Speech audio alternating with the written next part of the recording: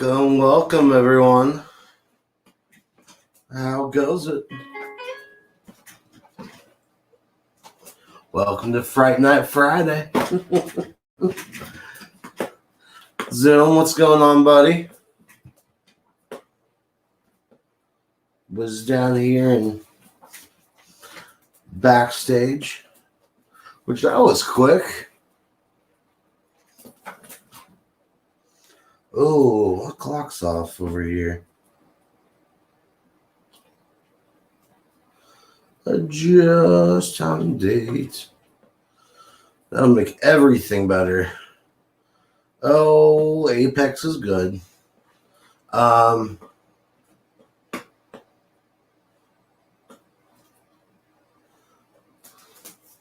got a look. Hang on a really?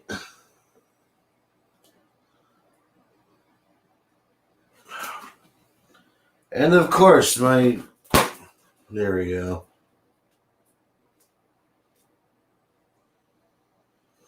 What's up? What's up? What's up, man?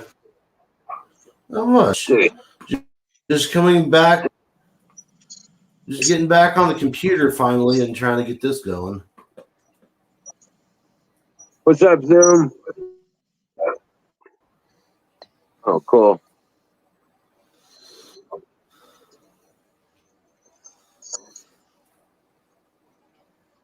Why is this doing what it's doing? Everything's super slow on my computer for some reason. Yeah, it happens. Yeah. All right. Time and date are officially reset. Hey.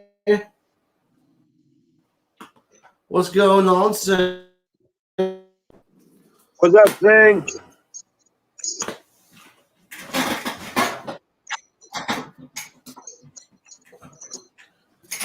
Yo, Liz, check this out, man. I just figured this out the other day, the intro to this song. But, man, shit, I forgot I got put in.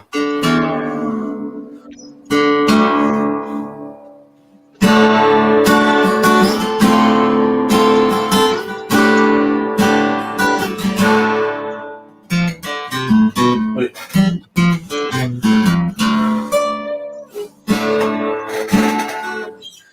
You know that song, right? With the Good intro. song. What? Yeah. That's a good song. I love that. I love this song. I figured I may as well get to learning it if I like it so much. A preacher man says it's the end of time. Hi, Susan. Hey, Huckleberry. Hey, Huckleberry. There's my Huckleberry. She says, I'll be back. Cool. Yeah, I think we're about ready to get raided also. Yeah. Oh, are we? Yeah. Sweet. Raids are cool.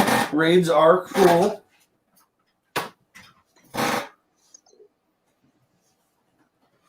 With the blue jars.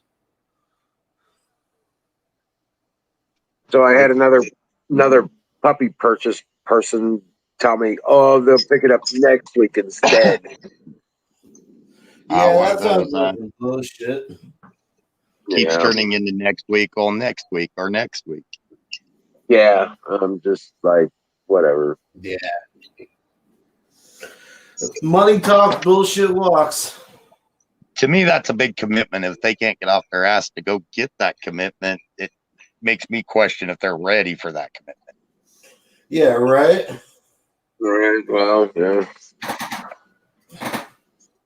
It always makes me nervous, giving somebody a puppy or even a kitten. It's like, man, I don't. Think about like ducklings or baby chicks or bunnies for around Easter time. People just get them because they're cute and fuzzy. They don't understand. Yeah, they don't understand. Right, they don't understand that it goes well beyond the holiday. Yeah. Right. You know what? I like those actually because they bring them back. Not around these parts, man. You get a bunch of city. You get a bunch of I've city had people several- out here. I've been doing this for a number of years. So when I sell them around Easter time, there's probably get 'em. about a 25 to 30% chance I'm going to get that rabbit back. Nice. Right on. And they fattened it up for you. God, it tastes Oh, amazing. yeah. Yep, they fatten them up. Generally take care of them and everything. And hell, then we come back with cages and toys and all kinds of shit. Nice.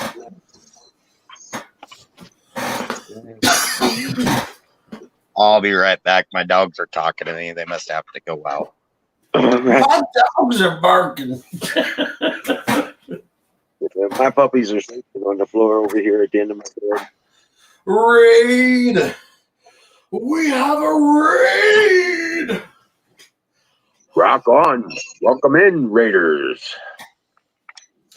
It's the Raiders of the Lost Channel. Hey, Tanya. Hey, Tanya. What's up, Deb? Thank you. Tanya, Deb, what's up?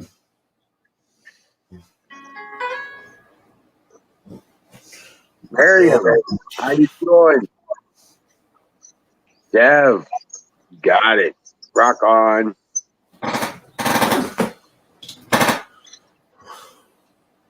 Why isn't Huckle a mod? I don't know. She changed her name again or something? I don't think that has anything to do with it, does it? I'm not sure. Huckleberry should be a mod.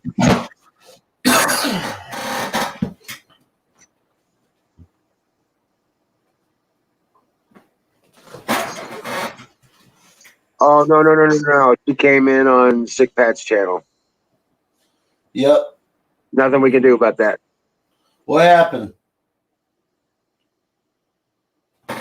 What did I miss? You missed. I don't know what you missed. Hey, Wild Bill. What's going on? Dang, I leave for a second and everybody comes in. I know, right? Dang, might take that personal. Fire bull, yo.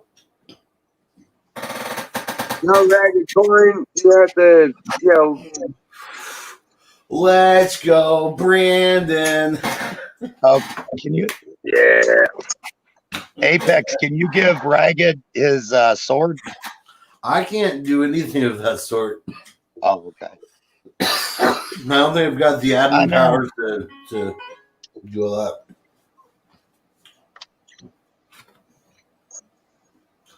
Pecan pie. These cold nights and warm days are, man, my throat is killing me. Bro, I can tell. Yeah, it's every spring and every fall I get nailed with these allergies. And it seems like summer you had a problem with it too because of the smoke or something. You need to get the Midsummer fuck out when of we it. hit that. Yeah, when we hit that dry spell with all the dust, that's when I went 3 weeks and I could hardly talk. We want to make fun of your shirt. What's up, Bruce? Hey guys, can we type "fuck Joe Biden" in the chat for Platoon one time? Or let's go, Brandon, if you wish. Well, yeah, or there's a "let's go, Brandon" if you prefer to be civil. Dude, it's hilarious around here. It's about like every other back window has "let's go, Brandon" on it. Right? Yeah, I saw that. He wants to give $500,000 to all the people that got separated from their kids or something during the Trump administration.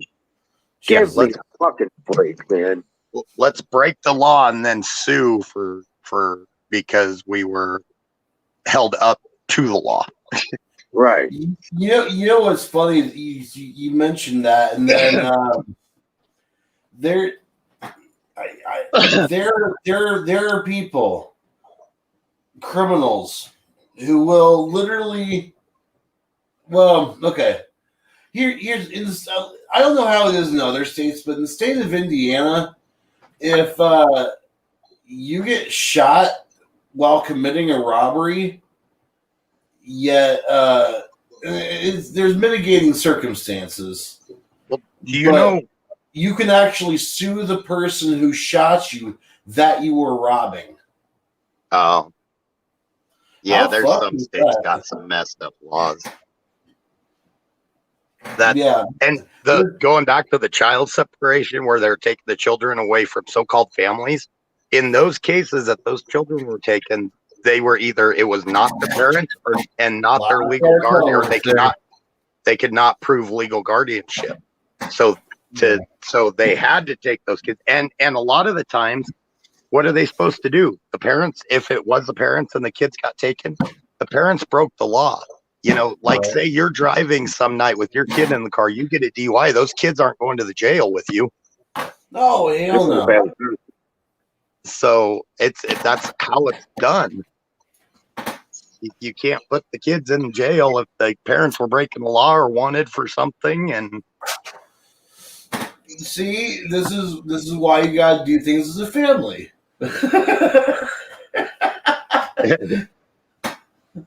It's not a honey, I'm going to go in and rob this convenience store. It's like, come on, kids, come grab your hose and your ding dongs. We're going to go rob this. That's all good, Washburn. I read that comment later. I was like, whoop. But no, I understand. Yeah, sometimes some of the comments like, I might not agree with. Yeah. So, no. If you got to go, you got to go, man. We understand. That's what they say when nature calls. Yeah. Gotta go, you gotta go. I usually jet when conversations switch to knocking people off too. So yeah. But it actually he didn't mean it that way. He meant it as he's just describing the flag. He didn't mean to come off. You know how text is. Text makes it sound more aggressive. Well, here it's not that text makes things sound more aggressive. It's that there's no nuance. Yeah, there you literally cannot tell how it's being said. Yeah, you base it off of your own current mood. Yep.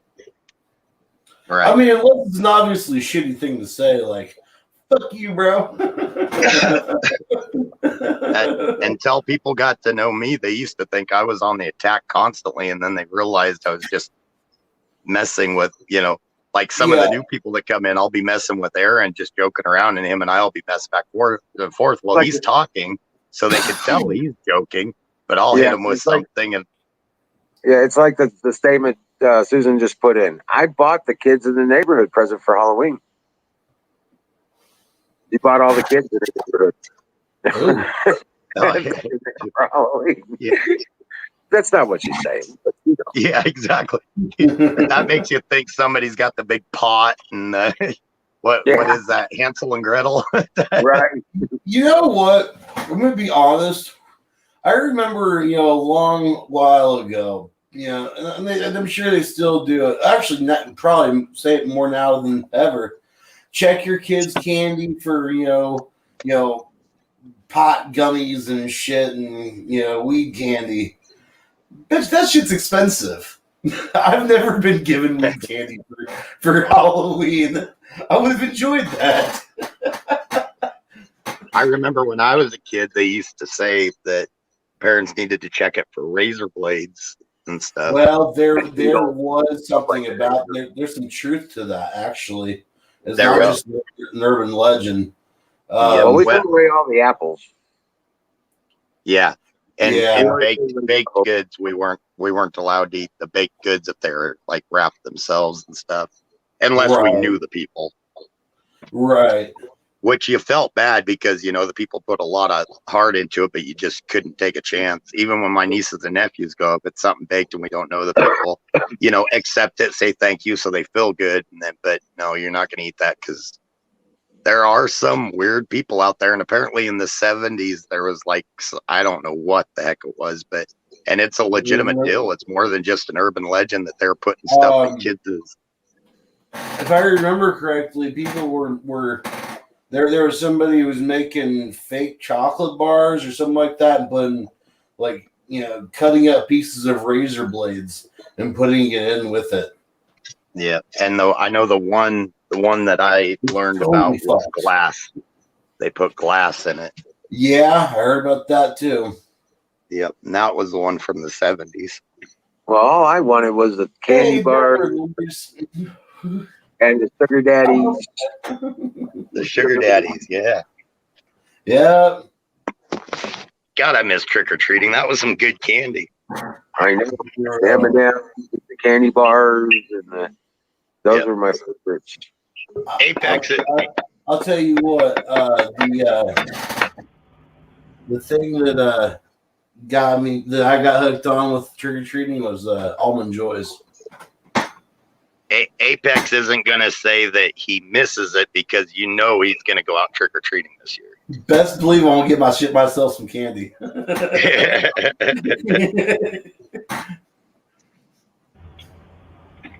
Okay, so is this thing on? That thing is on. Okay, so I'm going to be short, sweet, and to the point.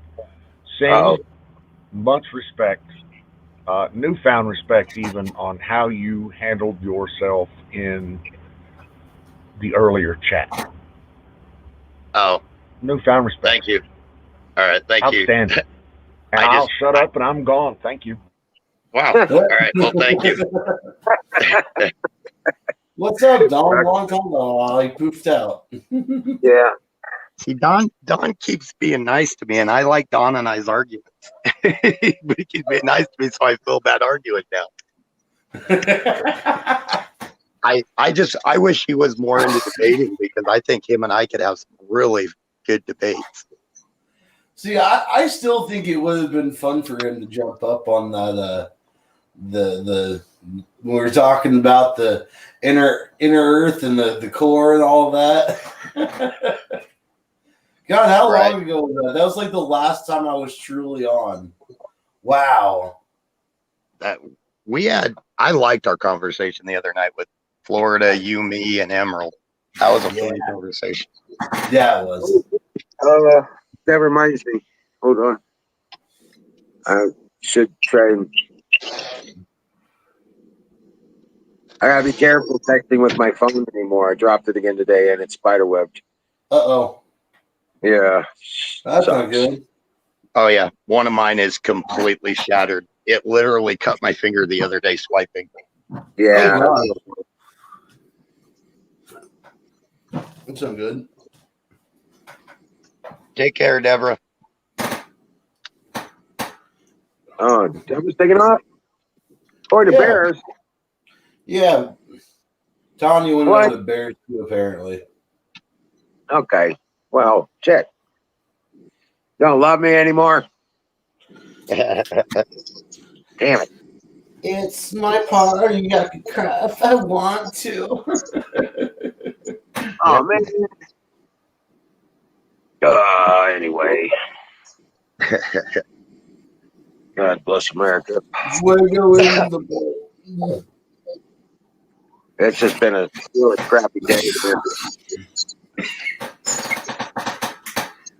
been barely raining and nasty and cold, no sun. I'm hearing myself, bro. We're supposed to get that Monday. Yeah. Well, Sunday night into Monday, and then it's supposed to start with rain and then turn into sleet, and then by Monday morning it's supposed to be snowing pretty good. That's I was checking the radar.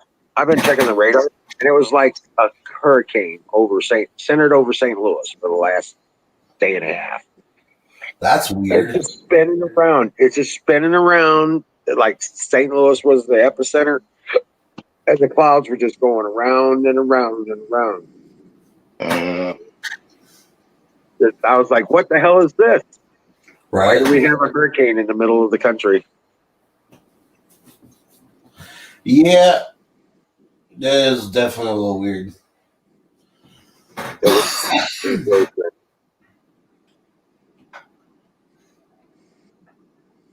But this gets out of here and it's supposed to dry out for the next few days. Yeah. We'll get that squared away and I can get back to work. My We get. Oh, my bad. I was just saying that my entire yard is nothing but a swamp right now. Really? Yeah, like there's legit standing water halfway up into the yard. There you go. Oh, got my baby.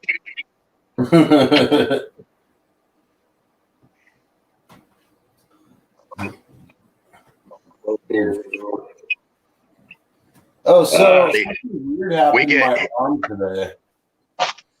Um, I went to go stretch this morning. Ow, fuck. And my muscle now goes, hang on a second, at a 90-degree angle right here. I get that, Susan. That's understandable. We hope to see you, but we understand if you don't make it in much. Yeah. November is a rough month for. Yeah. We get storms here that because if we get one coming from the east and then one coming from the west, they'll hit each other and they'll stall over us, and that's when they'll set in for a week or two, and they collide, and it really sucks. What's that? I feel like that's a good cause for tornadoes and stuff. That's what I was just gonna say. What's really bad is when we got a warm front coming from the south and a cold front coming from the north, and then we'll see either really early or really late tornadoes. Right. Bruce, it wouldn't surprise me. I've been having some weird ass dreams where I've been fighting people, so it wouldn't surprise me if I've been fighting, mid sleep.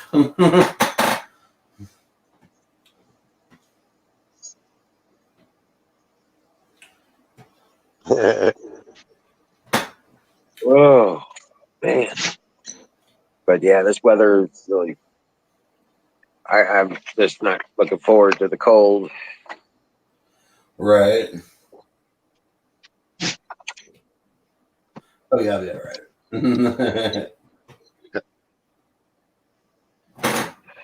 I have dreams of fighting big pharma.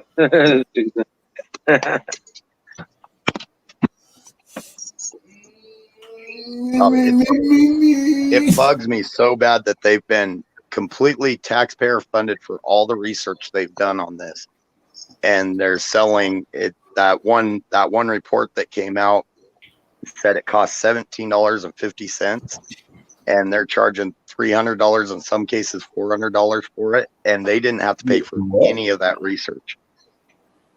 So there's no money they have to make up. They try to make it under, sometimes we understand it's like, okay, they had a lot of research that went into it, but something like this just proves that it's all greed, and it makes you question all those past, times. Did they have to put it that high for pills? And is what bugs me the most is insulin has been around so stinking long, and insulin is still high priced. And I've got family members that, take insulin, and they pay out the wazoo, and that's even with insurance. Man.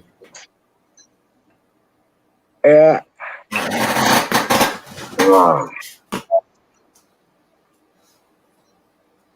Nightingale, hey, what's up? Welcome to Fright Fest Friday. All Hallows Eve. I cleaned my plants, the rest of my plants today. Oh yeah? Yeah. All in total, I pulled out almost 10 ounces. Nice.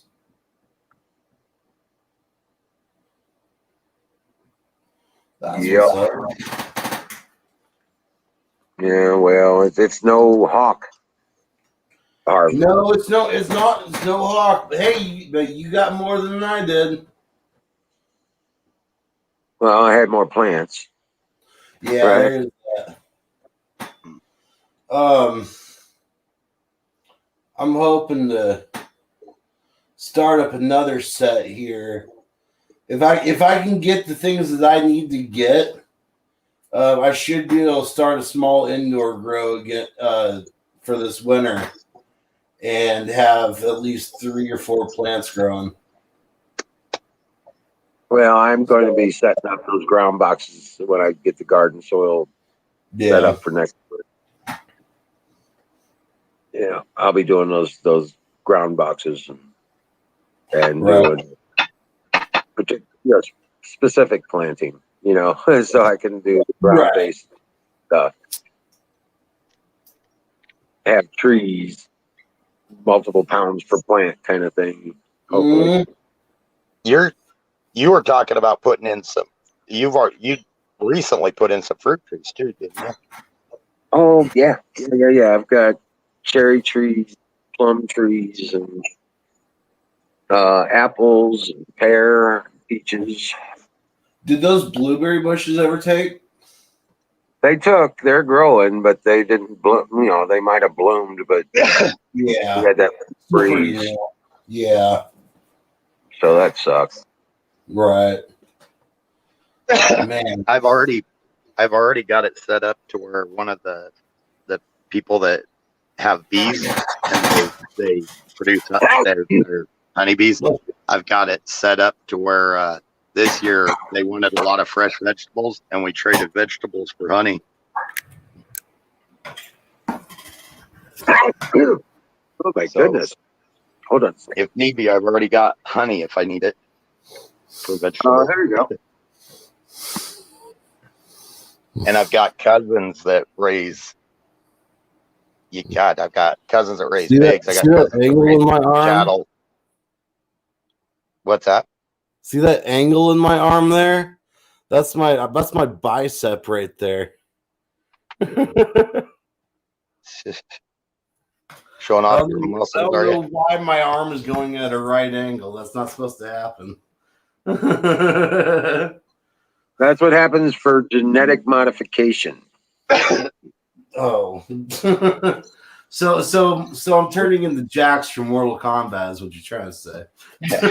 I'm just saying. God knows what we're turning into. See, this is what started the Mutant Wars in X-Men. Bruce, do they have you doing muscle strengthening workouts in your back? He said with the spine injury, he's splitting logs. I've been doing a lot of the focused areas on the back and the neck on working out the muscles, and it's been helping me a lot. The main thing is making sure you do it even, because you don't want muscles on one side when they get tense out pulling the ones on the other side.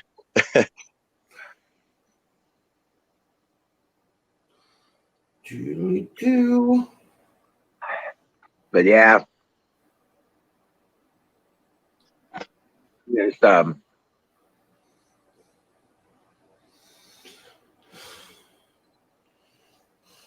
what's that? What? I know.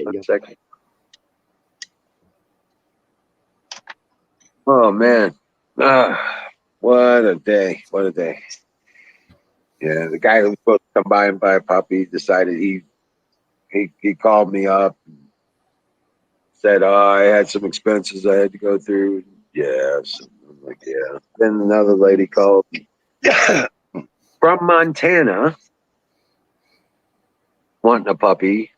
I didn't realize how far it was. And she was like, "No, that's not going to work."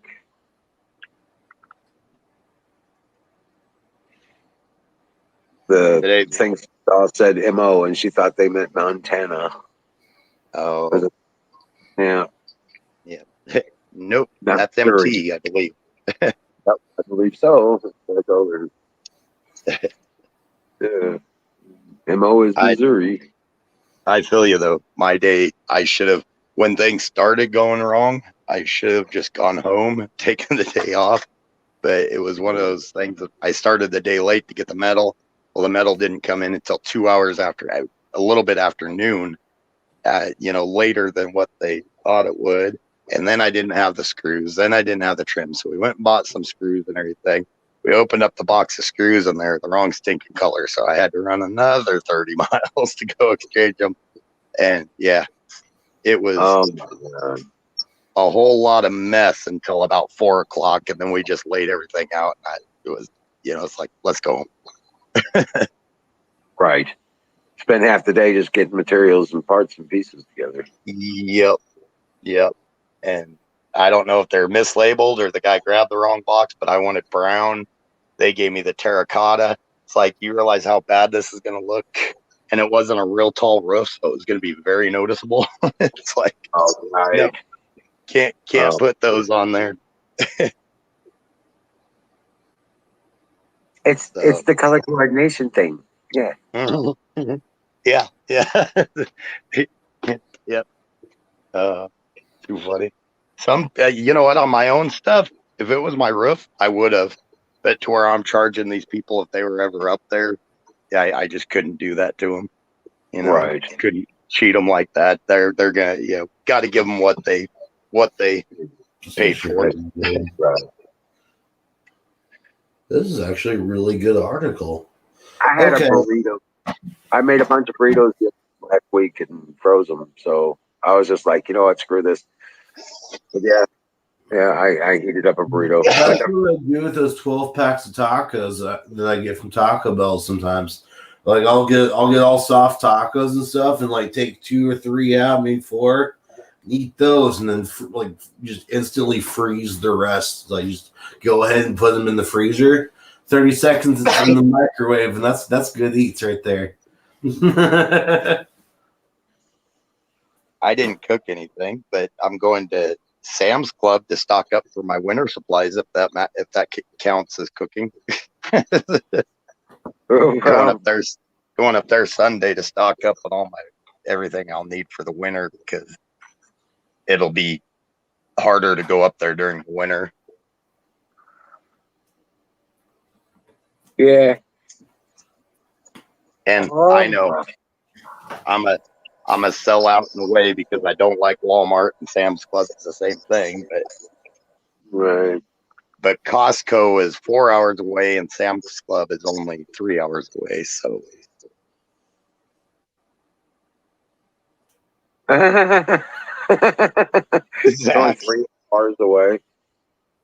Yeah. When? Oh, I see what I did there. My bad. I put the wrong channels up, didn't I? I've got No, you got it. Okay. That's fine. Okay. Yeah, the game is banned for now. Which on one YouTube. was? The YouTube game channel. Oh, okay. Yeah, it's banned. Uh-oh. What happened this time? They just said misinformation. They didn't give us any details or. Yeah, that sounds about right. Sounds about on par for YouTube. All right. It says don't ever put food bank frozen taco filling in the microwave. Yeah. Fucking blue plasma. Woof, almost blew the door off. Damn, son. We're like the ADD chat. Can't stay on topic. We are. Ooh, squirrel. Yes, squirrel. Right. Well, Oh, I'm just anxious for the things to start happening, and I think November is going to be the month where things start happening. God, I hope so. Yeah, they'll have their day. Their holy day is coming up. I've tried to keep my faith in that the fact that it'll all, they've got a plan, or this is all they're working out for this, but a lot of it has gone. But I still hope. I hope that maybe it is all based on a plan. My only problem is that if it is based on some big thing that they're trying to wake people up, man, people are hurting. It's kind of a shitty plan. Right. This is Right actually now, a really good article. I literally was just reading this. I'm going to put it up there in chat. And yeah, you're right. Bill Gates does own, well, did the intellectual property rights, I guess, got waived or something. So more companies can produce it. Something like that. But yeah, he's got no, a lot of intellectual property that has to do with some sketchy medical. Yeah. Whoa. Dude, was that Don who just popped up for a second? I think it might have been. Yeah. I think so too. Hey, there you go. Oh yeah, there you go. Oh, snap. Is that That's the a nice bathroom? That was there the you go. bathroom almost done. There's the kitchen. Yeah. Was that a view from inside the shower? Still like that one. That's into the shower there. Yep. Holy shiz. That's a shower right there. Granite is pricey enough. They've got some bank invested into that kitchen with marble. Granite is expensive enough. Marble is hard to find large pieces. I mean, like marble tile, smaller pieces isn't so bad, but like large scale pieces to put on like a countertop, that's when you start paying out the ass for marble. Yeah. Okay. Did you guys hear that Facebook changed their name to Meta? Yeah, it's a real thing. Facebook is no longer. I mean, it's Facebook still Facebook, but I mean, as a corporation, they Meta, the META, they changed it to that. I guess what they're trying to do is make this virtual world where you can, shop, and it's all in VR and stuff.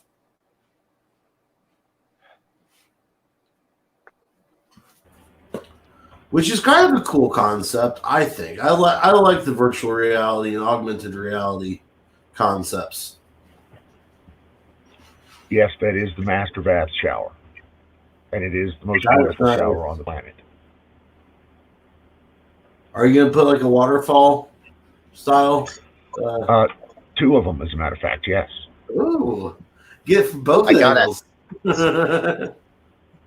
I gotta ask, if you don't mind disclosing it, what did those slabs of marble cost you? I have no idea. Okay. They're just all in the single price. It's all wrapped up in there. Yeah. I can tell you that the marble backsplash was an extra $2,000. Yeah. Damn. Yeah. I'm telling you, for larger sheets of marble, it gets insane for the price of it. Marble and stainless. Yeah. That's granite too. Granite and stainless. Wife keeps correcting me. Granite and stainless. Granite gets expensive. Granite gets pricey too. Yeah. Well, it's a bigger pieces. So if there's a larger non-cracked slab, you start paying more per square foot than you do the smaller. Right. That size. Is it functional yet? We just got power today. Did you? Just got power today. You can see there the fridge not installed. The double oven, dude, don't even ask me what that costs. Right. That double oven in the wall, don't even that costs way more than the granite. Is that top one a pizza oven? I'm sorry, what? The microwave oven. Is that top oven a pizza oven? Pizza oven? No, it's a microwave convection oven. Oh, okay. My sister just put one in her house, and I think it was $4,500 for the double oven. It was a Gen Air, and it was $4,500. Those things are crazy price. Yes, this one was $4,000, I believe, just the double oven. Wow. Yeah.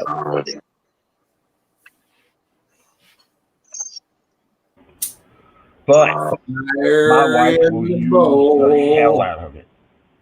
Yeah. She will have both of those things going at one time, and I will be the benefactor of it. Of course, I will get fat watching. What? I'm good with that. I'm all right with that. I do. So you I got do your love the size septic of that kitchen.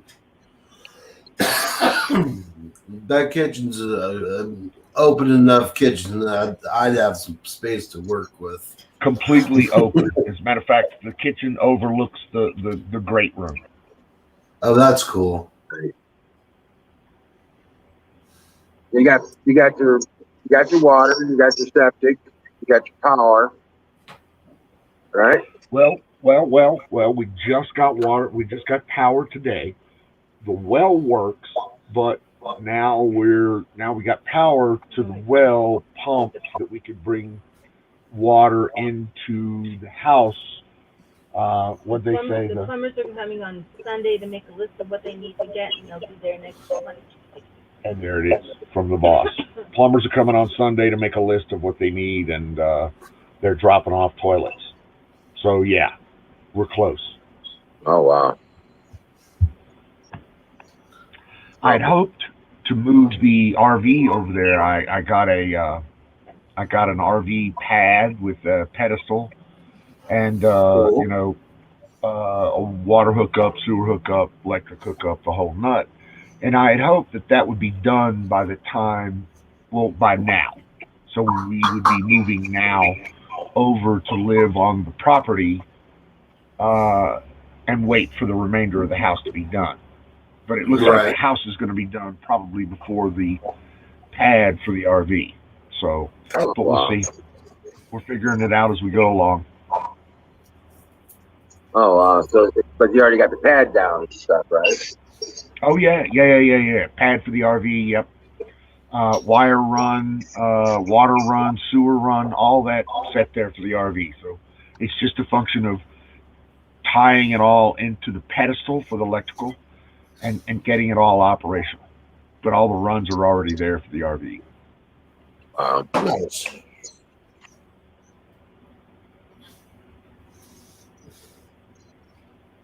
So yeah, it's cool. We're excited. Yeah, that's awesome. Beautiful, dude. Thank you. Fire the bolt for that, bro. Fire the ball, baby girl. Yeah. Oh.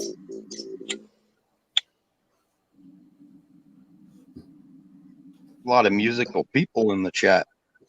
Right. That's cool. One of these days, about we no need to music. get all the musicians from chat and everything. Just bring them up here. Everyone shows off their instruments. Nice. Oh, okay. Not dope instruments. we don't have the proper rating for that, I don't think, Apex. No meat flutes. So did you get the Jeep back again? Do what? As a matter of fact, I did. Just hours ago, I got the Jeep back. Yes. All right. And it's all ready to go? It's already steady, good to go. Got our 500-mile oil change, and now I'm allowed to go out and put it in the dirt. And now we can go dick around. Exactly. So I expect to hopefully this weekend make a walk around video for the Jeep. But I'm gonna have to get it cleaned up a little bit. But I want to do a walk around video and kind of show off what I've added and why and this, that, and the other thing. But yeah. Rock on. And just as I was thinking about doing that, a guy in a Toyota. Oh yeah, I saw that. 4Runner. Oh my God, what a fucking rig that guy had! Jesus. He had that tent thing on roof the top. rack, Yeah. tent top. Oh wow. Winch on the front, winch on the back. Line jacks on the side, compartments, generators. He had a back set up where he slid the tray out, and he had that kitchen in there. I mean, fuck. Holy shit. This guy was overlanding machine. He's what I want to grow up to be one day.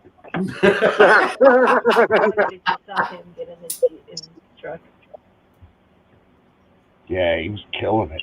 He had a beautiful truck. He had a good 3-inch He had a 3-inch lift at least. Yeah. Good Lord. On a Forerunner? On a 4Runner, yeah.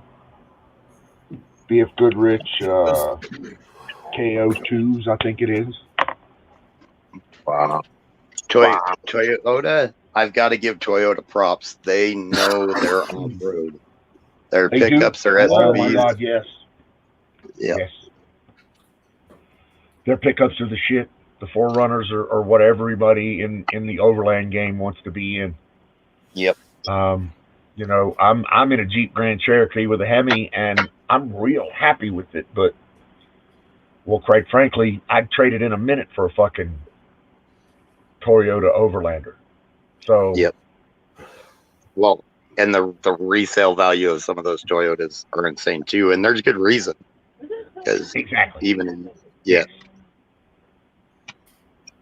Those are one of those things that these analysts talk about, where you can buy it for $50,000 and then 3 years later it's worth $49,955 or something like that. Yeah, it doesn't lose a lot. It's because of how popular they are, and everybody wants one. You don't see them on the auto traders and stuff like that. They don't come up often because people that got them don't want to get rid of them. And they don't break. No, they'll keep going.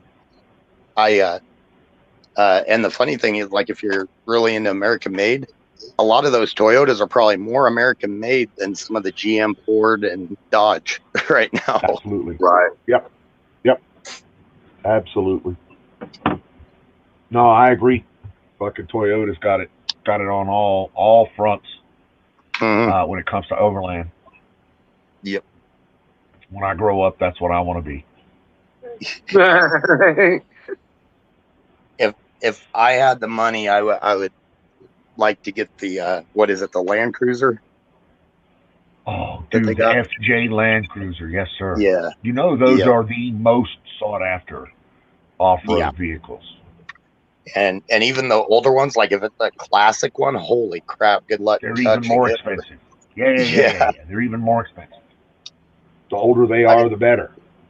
Yep. And those are the things you see, especially those older ones are the ones you see like on those African safari shows and stuff like that, because they will go anywhere. They're amazing rides, that's for sure. But God, they are expensive. I'll stick with my old Blazer for now. It's not the FJ Cruiser, but it's the Toyota. What is it? The Hilux, the preferred 50 cal mounted terrorist truck in Mogadishu is the Toyota Hilux. Because they'll go anywhere.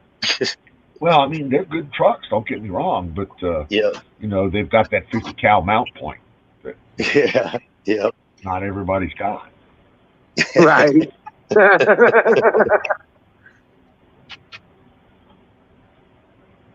It's unfortunate that the terrorists are using it, but yeah, I still like them. Oh yeah. I use the hell out of them. They're nice trucks. Toyota makes a fucking wonderful product. Yeah. And if it gives you any indication, I just replaced the fucking motor in my Jeep at 126,000 miles. Right. So, yeah. But that Z-Max, you'll never have to replace it again. Yeah, you know what? I'm hopeful. But I got to be brutally honest with you. I ain't got a lot of fucking confidence. Hemi's got to Hemi's just got a bad name. That fucking motor is sensitive. It's touchy. It's the first thing to blow up on you. It's not like it's a 350 or a 400 small block or like a 4.6 liter Ford or some shit like that. Right. Those motors run forever. I mean, you get 500,000 miles out of those motors and not even turn around. I love my 350 Chevys. Exactly. And you should. It's the most made motor in the world. I mean, there's more parts for it than Carter got little liver pills. They're easy to get, cheap to get, everything. These Hemis just got a bad bad reputation for longevity. They just don't last, Oh, which wow. is going to suck. But you know, that's what I got. So Not anymore. it's my jam. It's Jasper. That's true. Now it's a Jasper. So at least it's 3 years, 100,000 miles. I But wonder if it anyway, has something. I'll quit complaining. I wonder if it has something to do with that they've got those things tuned so performance oriented, to where they're pushing them pretty close to their max on horsepower. I mean, they could They go a are. lot more, but factory, they are pushing them quite a bit further than a lot of the other companies are. You're right. You're right. The Hemi's like a 345 cubic inch motor, and a Yep. lot of people are putting a lot of blowers on it, a lot of cold air intakes, exhausts, supercharging, blah blah blah, and it, as well as I do, it burns through the motor a lot faster. Right. The 350s, on the other hand, always have thicker blocks, bigger, more sturdy pistons on it, and they don't have that hemispherical head that loses some metal when you shave a Hemi into it. But Yep. it's, I mean, I've seen my dad had a 350 that went 500,000 miles. That's because he babied the fuck out of it, and it was a wonderful engine. It was rugged as fuck. I believe it. I've got my 79 Blazer, and then I've got the 81 little 2-wheel drive pickup that I had when I was younger, and both those have 350s in them, and they're good motors. My El Camino has the 400 in it, which is a good motor, but it's got a heating problem. They are hard to keep cool if you're going down the road. Maryland is getting. They are, and their transmissions are hard to keep cool too. Yeah, and this has got that TH400, which it gets really toasty. You can feel it coming underneath on the floorboard on the temperature when you get going down the road. They're a bulletproof transmission, but They are. They get warm. And the casing may be bulletproof, but those clutches aren't. 2 acres land I'm selling. It's too big for me. 5 bedrooms. It's expensive to keep. Yeah, I guess. 2 acres. I like acreage. One of the most important, let's see, and the wife will tell you this. One of the most important aspects of a piece of property to me is, can I walk out on the back porch and piss and not piss anybody off?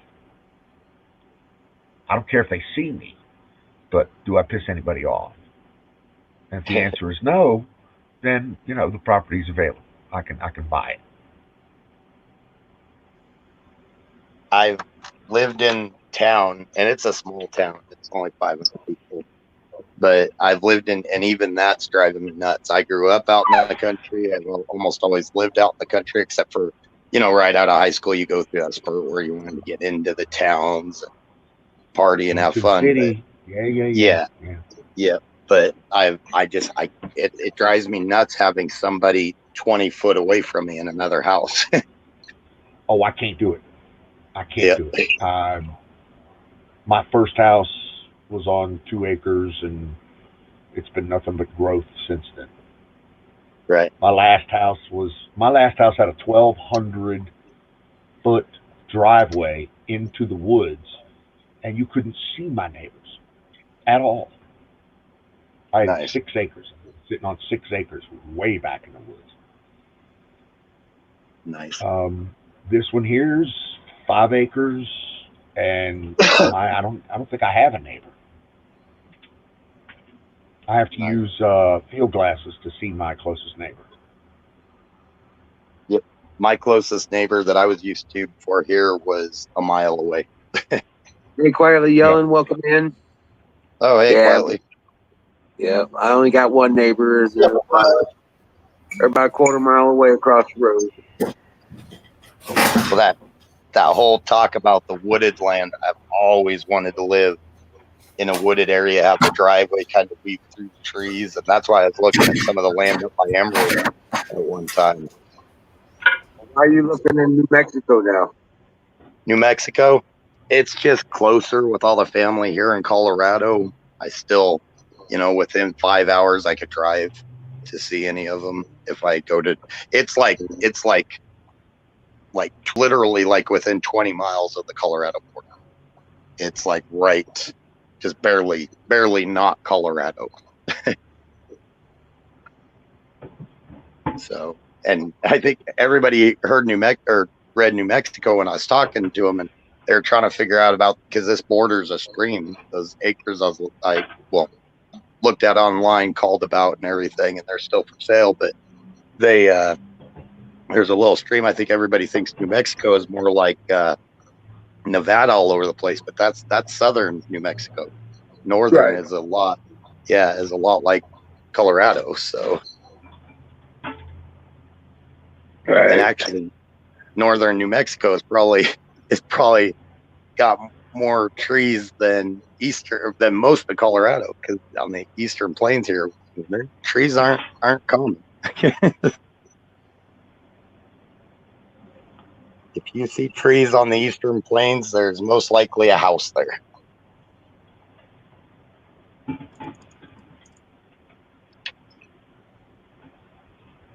I think I cut somebody off. No. No.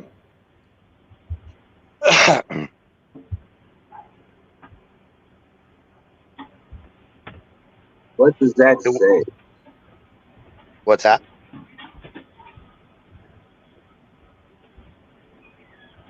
Oh, it's the browser. Yeah.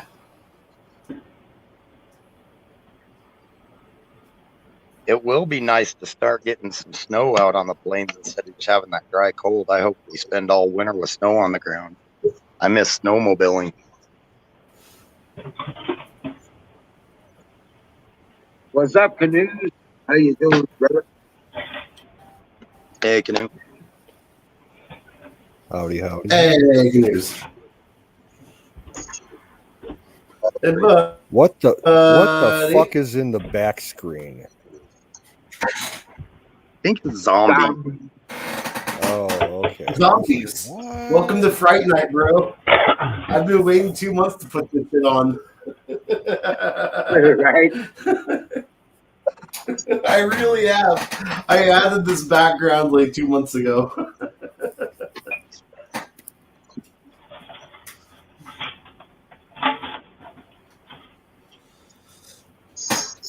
Let me see. I think I've got a couple more Halloween ones in here. Hey, Oh yeah, I've you got made this Zach one. This stay one's with the cool. zombie. Right? Here's the haunted castle one. Oh well, sort of. Like that. It's all 8-bit and shit.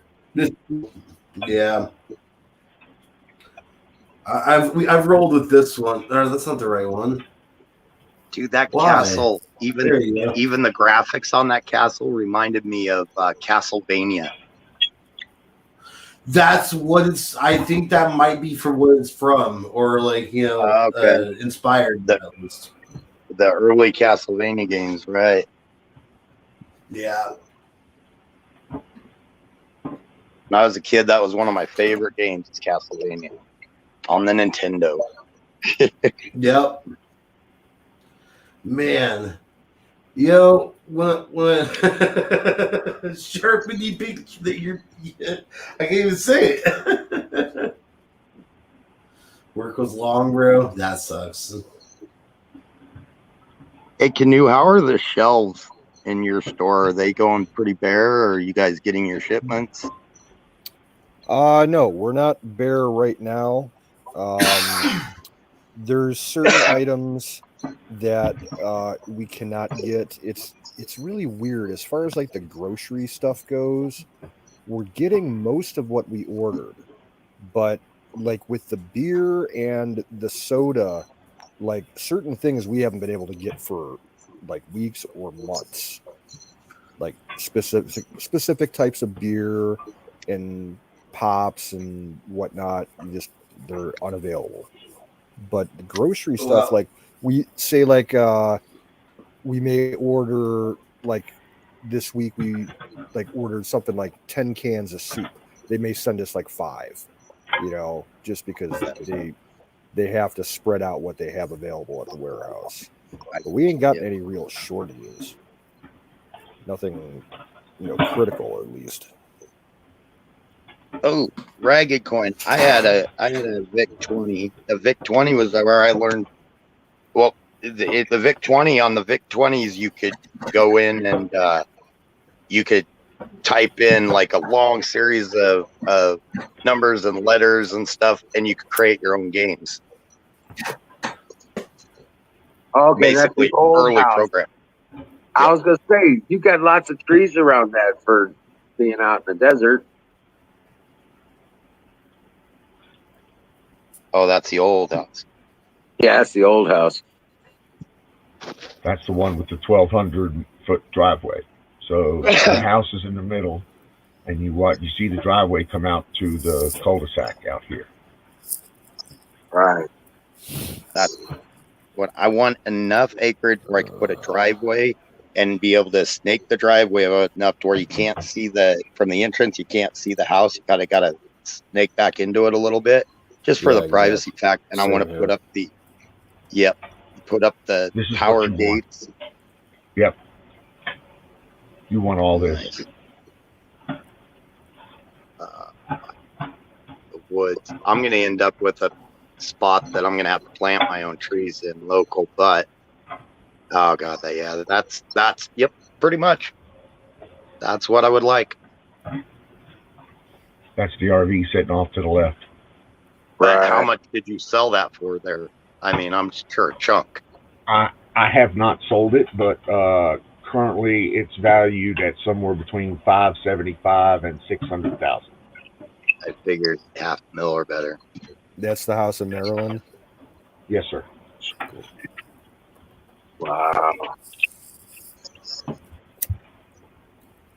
Yeah. That wooded acreage, the seclusion, I'm amazed you haven't sold it yet. There's a creek there. Well, I haven't put it on the market yet. I'm not going to sell one house without having another house. Trust me. Without having it ready to roll on. Exactly. I want all the T's crossed and I's dotted before I sell this thing. Nice. But there's a creek just to the left there. You can see County Line Creek. So the property is 6 acres there, and it's one of its borders is the County Line Creek there. So me and the dogs always go down to the creek. Always go down to the creek. Now, did you own water rights to the creek? Yes. See, Colorado, several years ago, let me touch on that real quick. If you buy property east of the Mississippi, you get water rights included. That's by default. Nice. You just do. We don't know from water rights out here. It used to be that way in Colorado. And then a few years ago, they passed a law to where even if it goes through your property, the state automatically owns 20 foot on each side of it and the river, even if it goes through your property. Yeah, the state of Nevada tells me that they own everything, all the water that's in the ground under my house that I pump out, and then I'm just renting it from them. Well, fuck them and their rent. So I'll take all I want. Sorry. They get all pissy about it, and I just tell them to fuck themselves. I'm dealing with some major frustration. That's my biggest holdup right now is well permitting. So I get the frustration there. I've had some colorful chats with the water commission. Dude, so at least they don't make you buy 2-foot acres of water rights and sell back to them before they will even begin to permit a well. Excuse me. Sorry about that. So they're going to ask you to sell them or to give them $16,000 worth of fucking water rights before they'll even begin a permit process for you. Now, that's in Pahrump, and that's why I didn't buy any property in Pahrump. Here in Amigos Valley, no such horse shit. Nice. So, if I go directly if I go directly north of me, just a few miles, and go either into Nebraska or into Wyoming, I can buy an acre and have as big a well as I want. I just got to pay a $25 filing fee, so they have it on so they can record it that there's a well, because they keep tabs on them. That I can put in whatever well I want to. Yeah, well, in this county, the only thing, the permit isn't that expensive for the well. The only thing that they require is to put on a septic if you've got less than like 40 acres. The Constitution of the state of Nevada guarantees that if you own a piece of property, that you can draw out as much water as would require your family to maintain a home and subsistence there, which they generally deem, I believe, is 1,800 square feet per year, or 1,800 feet per year, or something like that, or maybe 1,800 gallons per month. I don't know. That's how it used to be here in Colorado. It was individuals had more rights over the corporations. They were supposed to, but they switched around to where it gave corporations and a lot of our corporate farms first dibs on the water.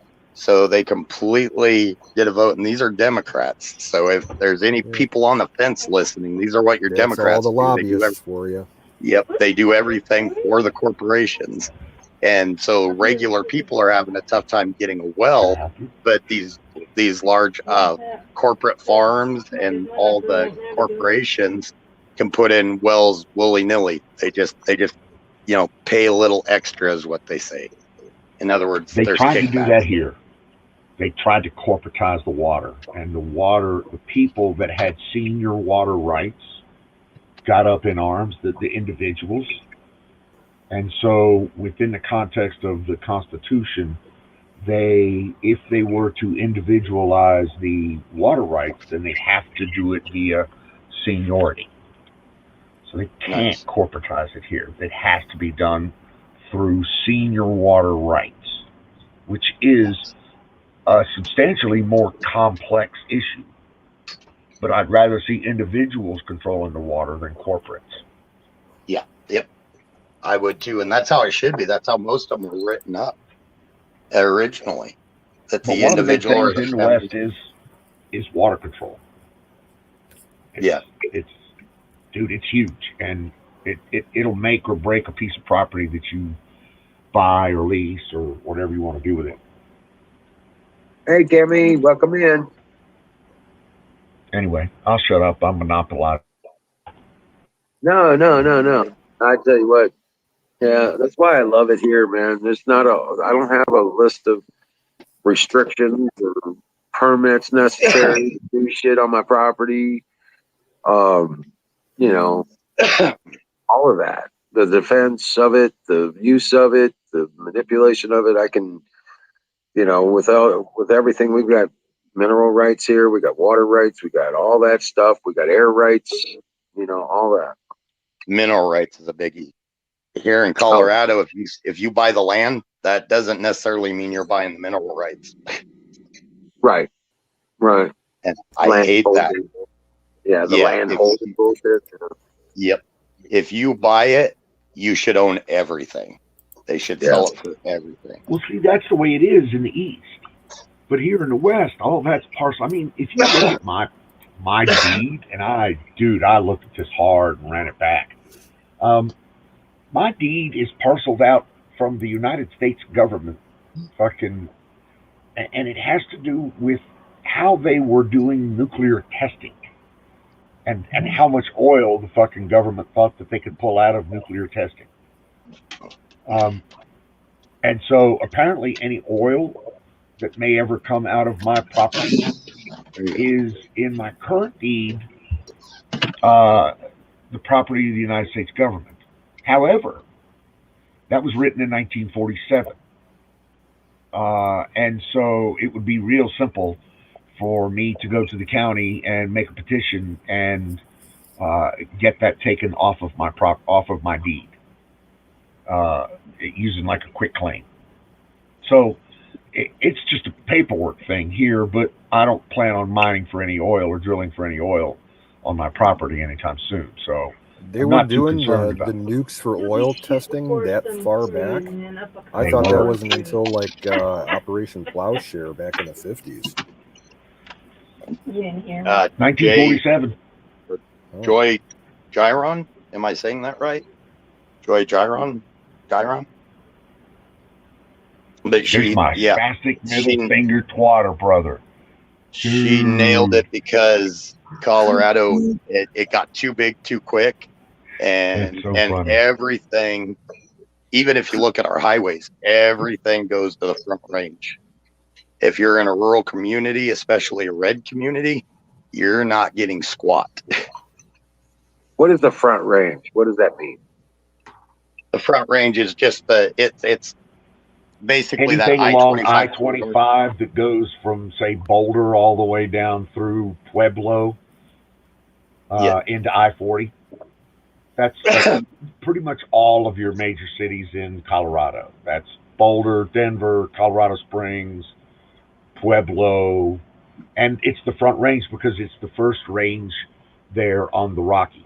So if you're going north on it, the Rockies are on your left, and you've got fields on your right, generally. Oh, okay. Joy is you're in San Luis Valley. I've been looking at some land. About 25. Yeah, 25 is a really cool drive. And that's actually 49% of our population lives off that single stretch. No shit. I didn't know that. Yep. I spent a lot of time in Colorado Springs there with my niece. Nice. And actually that may have changed with all the influx of East and West Coast people we've been getting in. They might have a larger portion. But I mean, the maximum size of city you'll see outside of that Front Range is maybe 10 or 12,000.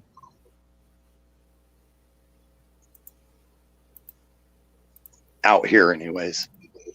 The western, and then the western slope. So Colorado's got a lot of different land breaks up. You got the western slope that goes off into Utah, and it's a lot like Utah land-wise. And you've got the mountains, then you've got the Front Range, and then you've got the Eastern Plains that actually mass-wise, the Eastern Plains where I'm at, we take up probably, over half the state. Oh, wow. Well, back when Mom and Dad first bought the Hi, Kim. 16 acres down the road, it was 58, 59 years ago. Daddy, the one that Dad bought the property from, he demanded that in the paperwork that it was written up that he got all mineral rights for the property. When my dad and his brothers and sisters sold my grandparents' farm, they put everything in it. They didn't want to do that. Whoever bought it, they bought everything. So yeah, you still get some people, but a lot of these people, they want to hold on to those mineral rights because they're finding a lot of new oil, and we're loaded with natural gas. If you guys ever want to see something really cool, and Joy will back me up on this, you go to the Continental Divide. It's at the top, when you're driving through the mountains and everything. It's just before you start going down the other side, and you go to one of the roads that has a little stream. On one side, you'll have the water running west, and on the other side, you'll have the water running east on that Continental Divide. So you'll have the stream coming down, and then it just splits. You'll have one going one way, one going the other. It's one of the neatest things you'll see. There's a similar divide out east in the Blue Ridge Mountains. On the eastern side, all the rivers and streams drain out to the Atlantic, and on the western side, most of them drain out to the Gulf of Mexico. into the. Oh, nice. So, have you been there? Yeah, twice. The Yep. Smokies. Yep. And It's then a cool driving up- thing, isn't it? Well, driving the Blue Ridge Parkway, we drove it from Smoky Mountain National Park up to Shenandoah. Nice. Now, I will admit that some of those little streams, you'll need an off-road vehicle like Don has to get, because some of the roads to see some of the coolest things are not going to be paved. Oh yeah. and not even necessarily maintained. Well, it was weird because we went on vacation. It was me and my mom. And my mom gets freaked out driving sometimes. Like, she absolutely hates driving on big bridges. But we're driving along the Blue Ridge Parkway, and there's like this 50-mile section where you go through something like 30 tunnels in 50 miles. And you'll enter the tunnel on the east side of the mountains, and then the weather's going to be perfect, bright skies, clear as far as you can see. And you come out the other end of the west side of the mountains, and like you're in a fog bank. Because Nice. the mountains are dividing up the weather system. It was like back and forth, and she's like, "This is the weirdest fucking weather I've ever seen."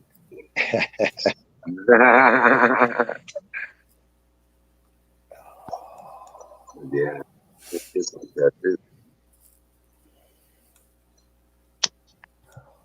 Oh, man. In Colorado, they say if you don't like the weather, wait 5 minutes. They say the same thing here in Ohio.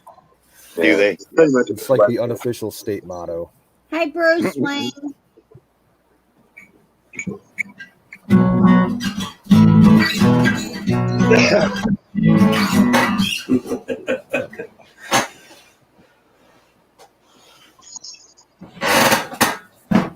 I'm happy I just learned that song. Susan, I've either built or renovated my own house. So thank goodness if there is any pipe like that goes in, it's not mine. Right. Yeah. Get this. I just read an article, a headline. Pelosi was kicked out of the Progressive Caucus meeting. Oh, they're coming apart. Yeah. With Manchin going more towards the talking with the Republicans and stuff, and then Sinema and some of those real progressive people wanting it to go further, and they're not going further. And yeah, the Democrats are flat out. They're split in two major groups, but there is a third one that there's a few of them that must still have a head on their shoulders. Actually, the only one I can think of right now is Manchin, so maybe there's just one. And he doesn't always. It's just lately he's actually been balling up. And I'm glad.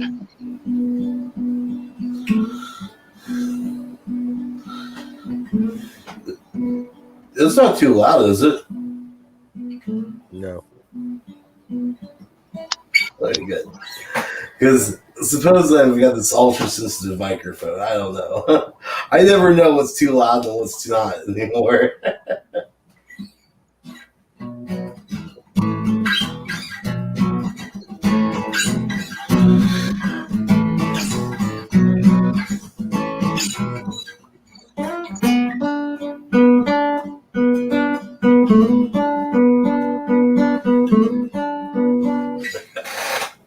I ain't afraid of no ghosts. To watch, to a lot of you guys, another interesting thing about the San Luis Valley, a lot of you guys that are really into watching with the I've never seen anything, so I'm not so much into it, but I know a lot of people have seen some weird things flying around, and they're really into watching for unidentified objects.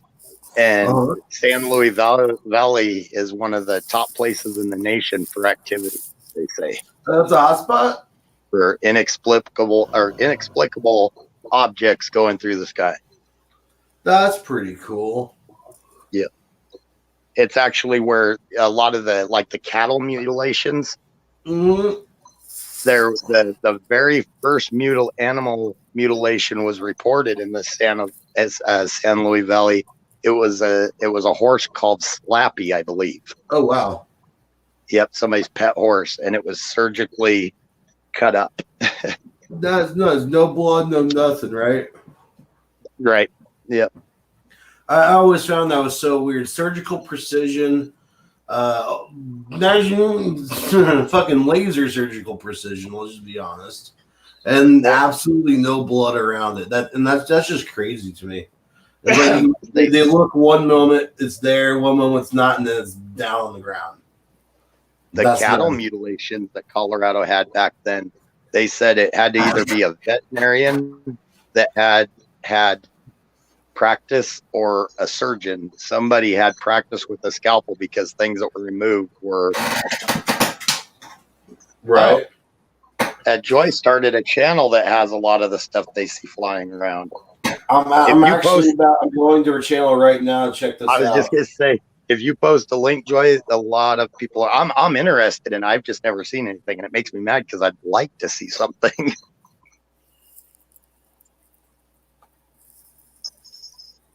So if I disappear, that means I got too mouthy, and the little green guys came and got me. Joy, you just got a subscriber. Oh, she said the mutilations are still happening up there.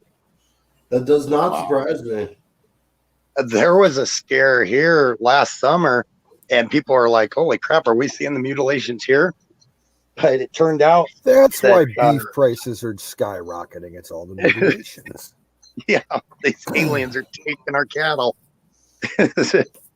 But the ones here, it turned out there was a couple people, and I'll get in trouble by the left for saying this, but they were illegal immigrants, and they were going around stealing cows, and they had trailers on the back of their pickup, and they had a full butcher shop set up in those trailers. And that the reason that all these cattle showed up that were cut up is because they had several of them hanging that they're bleeding out. And there was like 10 cows between the two trailers. They must have had 5 in each one. They dumped the cattle because they were being invested. Somebody was asking them questions. The sheriff came by and asked them questions, and they got nervous and dumped the cattle scattered around for several miles. But yeah, apparently they had been doing it for years, and then they'd go sell it to their friends.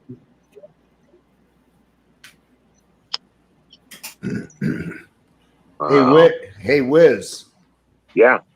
Take a look. No, it's the Irish dude. Pies, more pies. I have pies. Lots of Yes, pies. he does. He's got a whole collection. Look at that.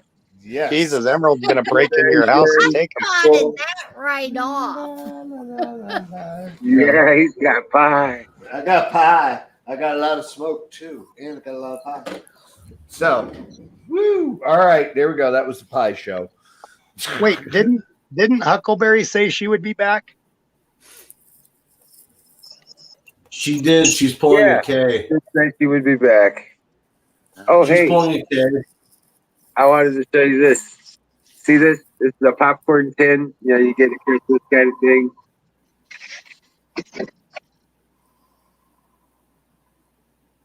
Oh, Merry Christmas!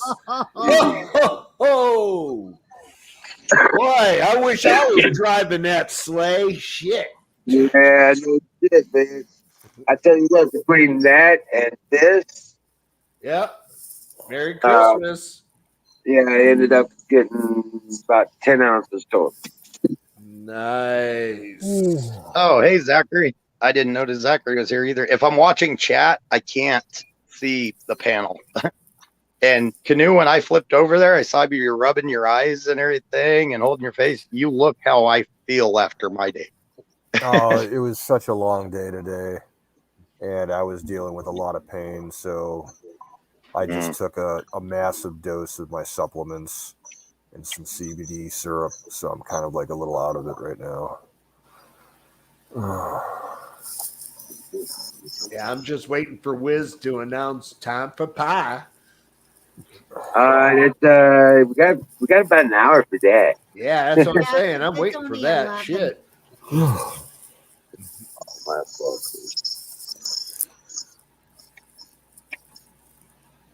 I get why ET has a big finger. Right? Right? It's kind of like that guy. So you're saying the fingertip lights up when it comes into contact with your prostate? Is that what it's all about? It's like an X-ray. You can just see everything then. Hey, wait, you know what? I'm going to refer that one to Fauci. Yeah, I mean, why not? He might be able to figure it out. Why not? You know, why not? I'm going to put on my 5th mask. I think I'm down to 4%.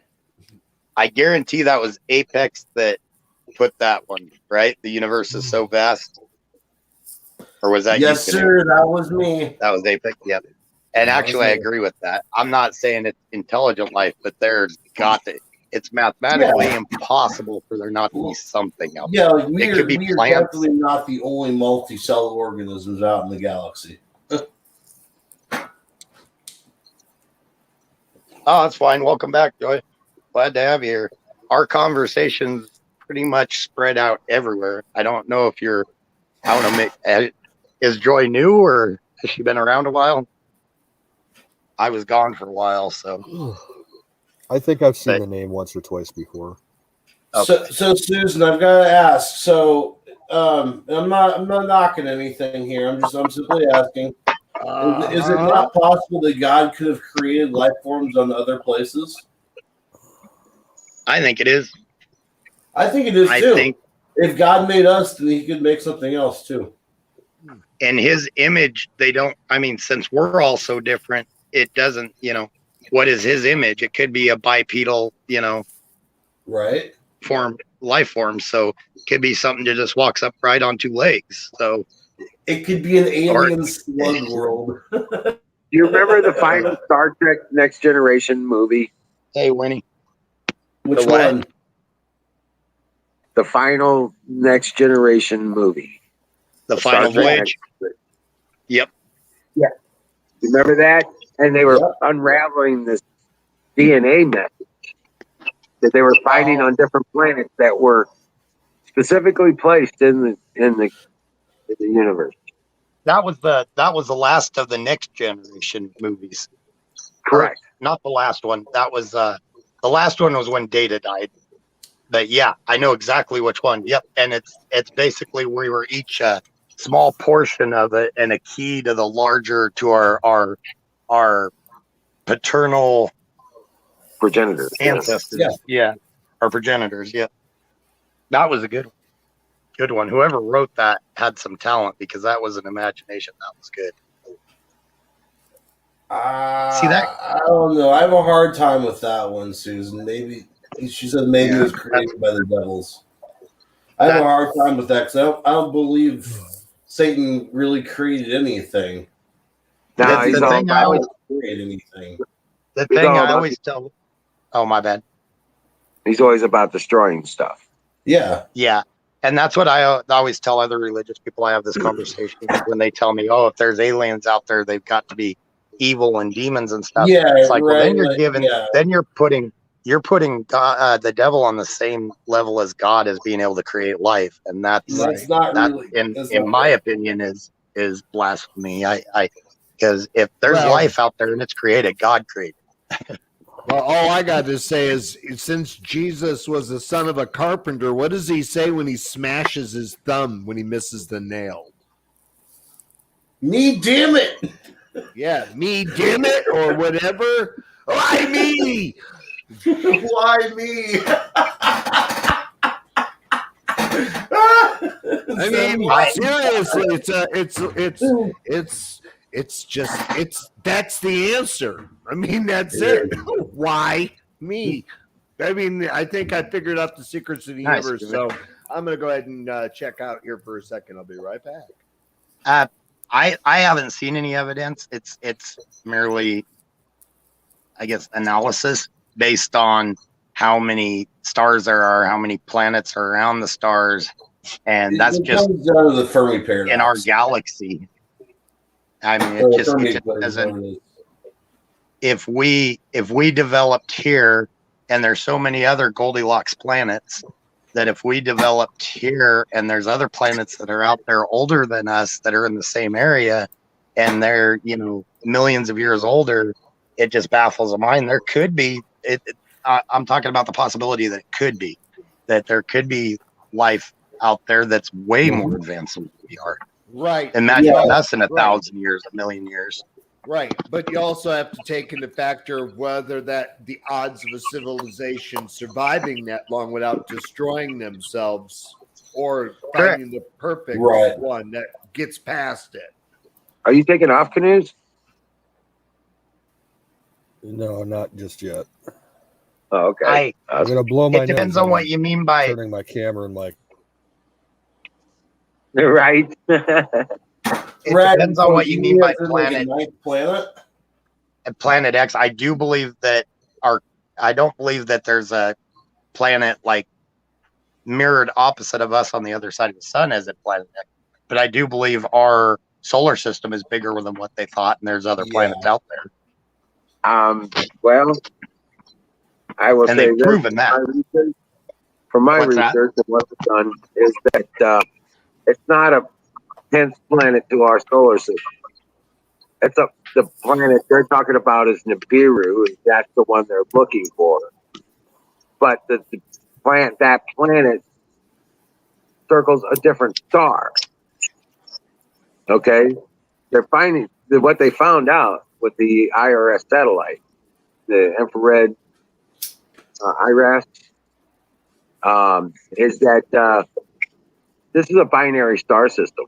The sun is only one star in the solar system, and there's another star that it orbits as well. They orbit each other basically, and that star is a brown dwarf, and it has 6 or 7 planets around it as well. See, now I think it might be a sister solar system next to us that we don't see, but either way, these two systems are caught in the cosmic web. But I mean, to be honest, with as little as we know, anything is possible. Right. Yes. We come from God. Oh, we were created by God. Yeah. Yeah, we were created. Adam and Eve were created by God. Created from the rib of Adam. So all we're saying is that there's other life out there. It doesn't automatically mean that they're evil. I mean, just like on the planet here, there's so many differences between all of us that if you say we're created in God's image, then since everybody's different, which single one of us was created perfectly in God's image? So if we're created in God's image, Black it could mean something. No. Sorry. I'm sorry. I shouldn't have said that. I'll be right back. I'm gonna buy a plane ticket and go kick Apex in the nuts. So well, unfortunately, I'll have to come over then and watch and document on the camera. We'll take turns. I'm going to start a pay-per-view podcast. We'll have sessions with people we don't like, hunt them down, and rough them up, and we'll videotape. Walk up, kick them in the nuts, and walk off. Right. So, no means am I instigating for anybody that's watching that's kind of on the left, instigating any type of insurrection or anything like that. Just some really stupid ass people that are online talking. That's pretty much it. I'm just gonna stay careful with the kicking of the nuts. You might actually incite an erection. Yeah. Never know. So I can get in trouble with transgender people too. I mean, I said nuts and just pissed off every transgender person out there. So screw it. You either have one of these, or you have one of these, or you have one of those. I mean, it's just the way it is. So there we go. Biology 101, fuck all you. They have different names for it. You're a guy in a dress. I don't give a shit if you know, I feel like a woman all the time. Trust me. And yeah, so you know what I mean? So, but that does not mean that I am not a man. It just means I'm a man. So fuck all y'all who want to Yeah, say well, otherwise. Bill. Susan, I even got so lost in that conversation. I'm gonna respond to Susan real quick. She said we should all know this. That wasn't very nice, but but the were the angels created? Are the angels created by God? Answer that real quick. I want to wait for her answer. Are the angels created by God? Yeah. Let her type real quick. Yep. Of course. Mm-hmm. And the devil is a fallen what? Angel. Yep. Michael. So therefore, his initial being, he would have created them, but he sold out. He tried to cast his legacy over heaven and tried to take over heaven, and therefore he was cast out. So he didn't create the modern version of him, or how he does. But, it was perverted creation. Yeah. Yeah, but he created angels. So Well, just look at it like this. He has a chance, but he's just so vain that he won't. All he has to do is say he's sorry, but he won't do that. So that's his only redemption, but he won't do it. yeah.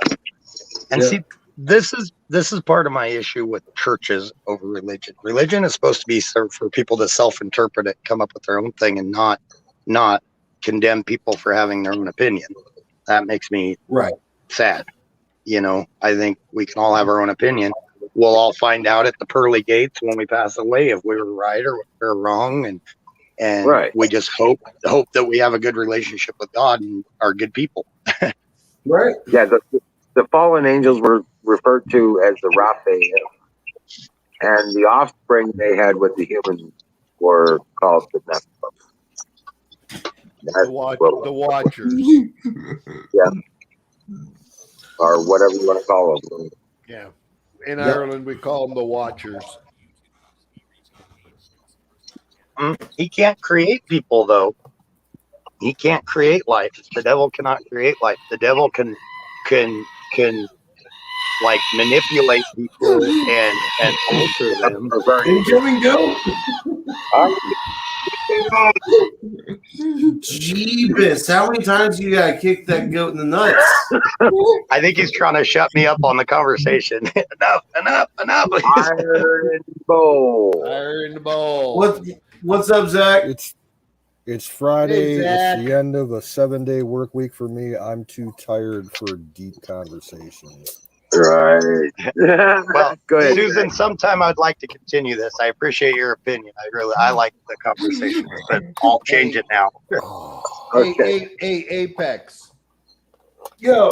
Hold on a second. Zach's been wanting to say something. He's got. Go ahead. Zach.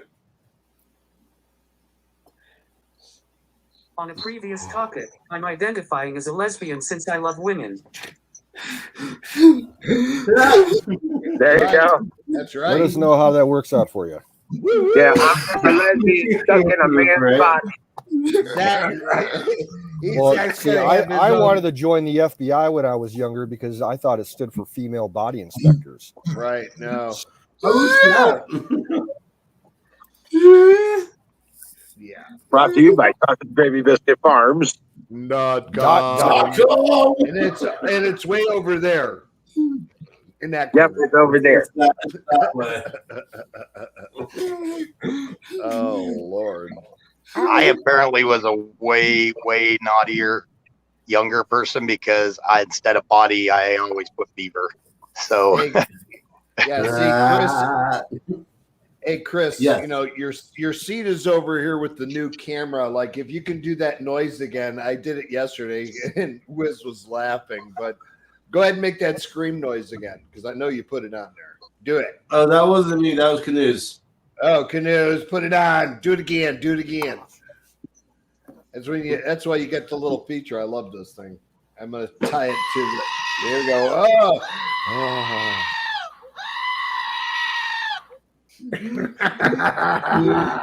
All right, there you go. Thank you, Canoes. I appreciate it.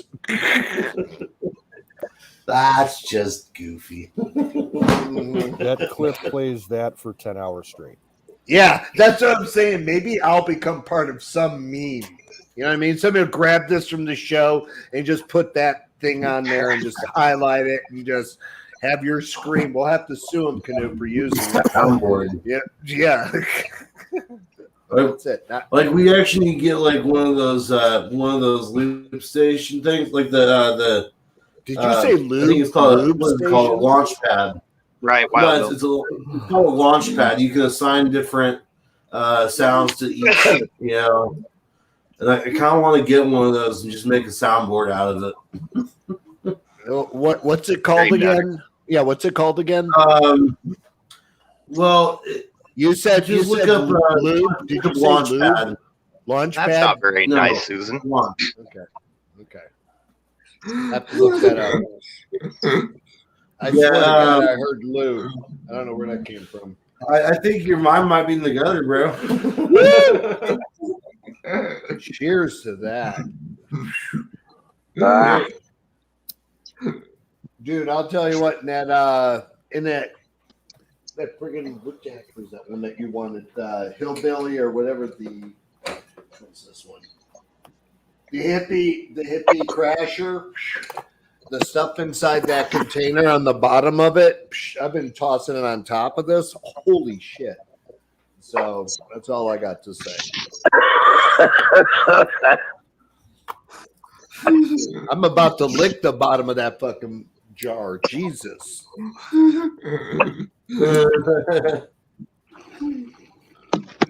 I mean, hey, Wiz, I lost time.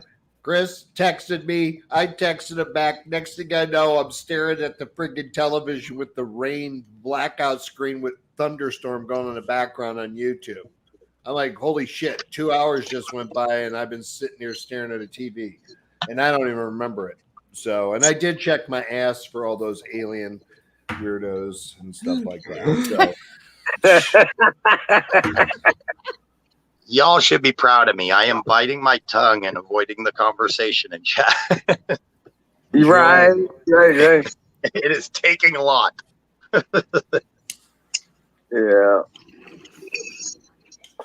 Yeah. But yeah, that's a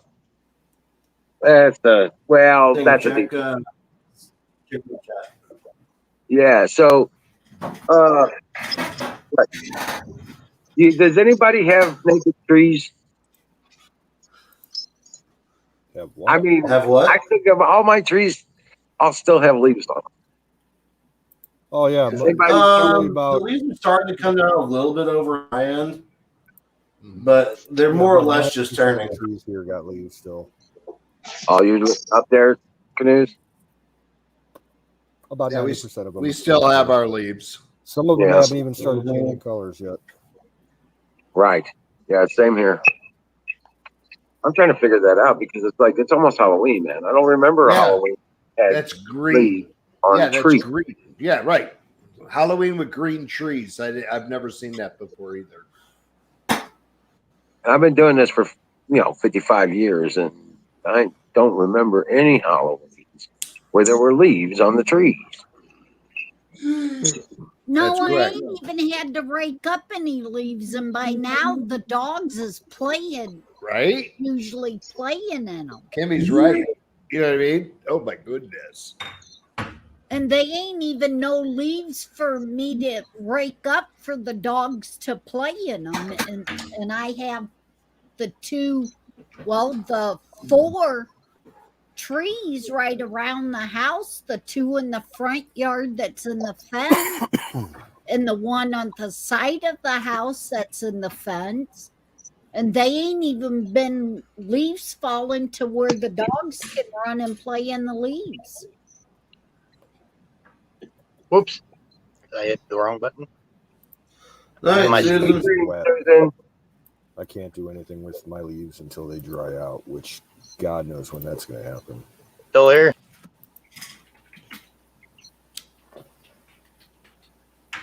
I mean, and the grass is still growing real good to where it needs another. Yep. See you later. Come back. And usually at this time, I'm completely done mowing the yard. Right. You got it all Usually packed up mowing for winter. leaves and washing leaves. Well, it just seemed weird to me. I'm sitting there waiting. It's like, the leaves that turn red, they've already turned red and dropped off. Oh, Now, we've got some that are starting to turn yellow, but they're just going straight to brown and not falling. So I'm just Grass like, is and the not rest of growing the trees are all green. All the rest of the trees are green. There's no naked trees out there at all. And I'm sitting There are here. crazy. And the ones that usually Check turn this out. red and drop off, they're staying red on the tree here. nice. They Yeah. ain't dropping off. That effing red button, right?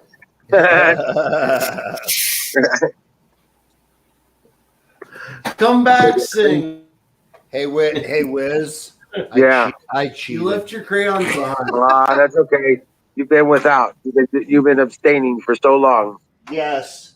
I've got the cinnamon, Yes. the blueberry, the pecan, and the apple. I didn't like the lemon. I tried it. Didn't like it. Right. The pecan and the blueberry and those four are the bad apples. Yeah. And now they have a new cinnamon bun. I don't know if you know that. Well, This is damn my it, you new did one. it now. It's time for pie. I'm gonna do time for pie. Yo, Dave, so check this out. Give it like mid-month of November. We'll start seeing tiny pumpkin pies. Oh. Yeah. Apex. The only thing, like Chris says, the only thing about the pumpkin pies is you got to make sure you get the whipped cream. Yep. Apex, look at this. There's a Cool Whip. Get the pumpkin pie. I'm having this cake, Wiz. Cool. Wiz, see. Watch this. Which one is The it? cinnamon one. Isn't that cool? What? That's freaking cool. Where'd you get that at? Irish, is that the cinnamon one? Yes. Huh. I It's a think I crumble. got one of them left. Boom. This thing it's heavy. There's no doubt. It's got some weight. A little hard to close. So in my defense, I'm not a complete idiot. That darned red button is right by the send button. Right. When I hit send, I nicked it. I'm like, oh, am I still here? Oh, shit, there I went. I heard you say, am I still here? And then you just poofed. Right.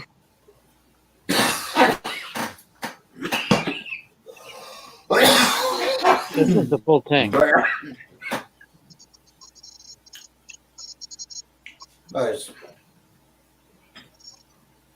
And sharp. Yeah, I got one of those. I know you do. That's why I wanted to show it to you. Yeah. Nice. But this Oh, that's for them. this one here. Yep, Zach. I'm really good at that red button. Zach looks gives like me an that guts. is accident pretty waiting to happen. All mechanical design. It's not very big. That's nice. Yeah. A little hard to close in one hand. It's got a lever right here. Push that down. Closes.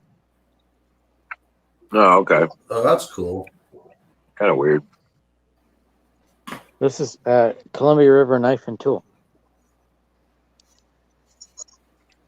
Columbia River knife and tool. Okay. This is their cheap one. They sell for $245 for the good one. It's got metal, plastic, except for the blade and the spring Hey, Skull. and the screws. It's just cool. I know about ska music, Ragged Coin. That goes back.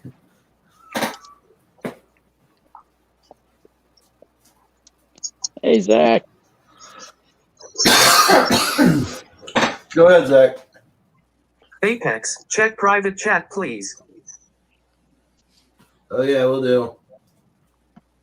Ragged says that knife is a 7-year prison sentence in the UK. Dang. I feel sorry for UK. Jesus, if that's 7 years, I'd hate to see what my knives and throwing axes would be. Right? Well, did they Yeah, ban I'd never axes? see the light of day again there. Yeah, they you know, I ban- have to carry around something like this. Did they ban axes? I got a Oh, those- machete in the shed. That's about like my twins, my boot knives. Right. Right. Nice. That is a boot knife. Yeah, it's got all right. the little. Cool. It's got the little Nice. sheath here with the catch thing, and it's got a belt loop on the top. Go- I'll put my email in there. Just email me the details. It's sharp as hell, dude. I mean to tell you. I tell you what, it's calming, like to sit there on a stone and just kind of. It's a relaxing thing to do. I like sharpening my knives. Yeah, this one's not sharp. Did I tell y'all that? I'm not the only one. Did I tell y'all that I got myself in one of the throwing axe competitions last Saturday, and I couldn't Yeah, you said move you my were- that's cool. yeah, my right arm was so sore for like 4 days. What's up, Wild Bill? Yeah, I was just trying to say hello to everybody on the panel. Yeah, But- just a little. It's got a second blade. Can you hear me at all? Yeah, we hear you now. I had one as a kid. Had 2 blades on it also, and it was an actual buck knife. It said buck. This is made by the Teal Company, and it's got that jade, forest jade handle. My grandfather gave it to me.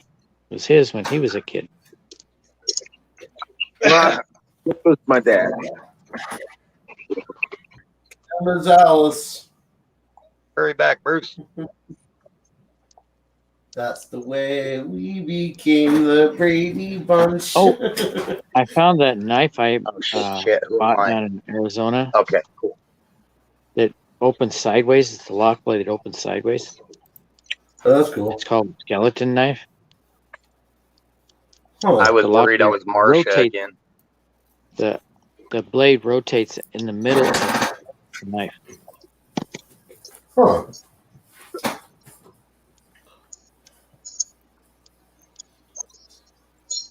That's okay. I won't be up here for very long. Hey, Bill, What's up, Bill? we heard you this time. Yeah. Mm-hmm. I heard you. How's the truck doing? That's running. Every once in a while. It's running. Running now? Not reliably, but it's running. Well, you didn't get your pedal yet?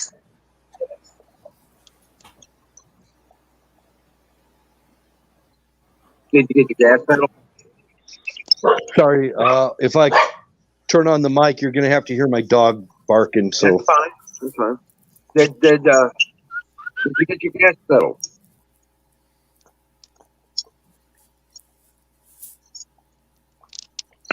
no, I didn't get to that yet. Oh, okay. It's a short 5-minute job. It'll only take me 5 minutes. It's running enough to do what I need to do for the minute. Oh, okay. I was just wondering if you got the pedal in.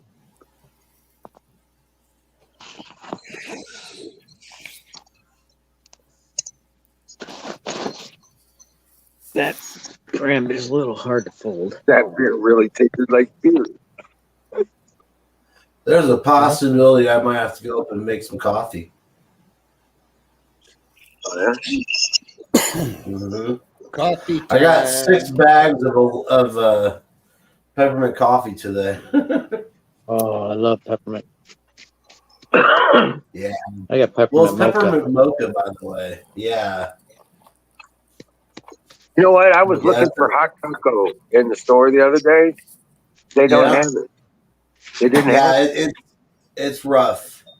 I was looking for it myself, and it's like they spread the same box along like 3 different spots, like the same product. And I was like, what the hell? You guys ain't got hot cocoa? That's crazy. I think it's a supply chain issue. You're probably going to see a lot of chocolate things that won't be around for this holiday season. Right. Yeah.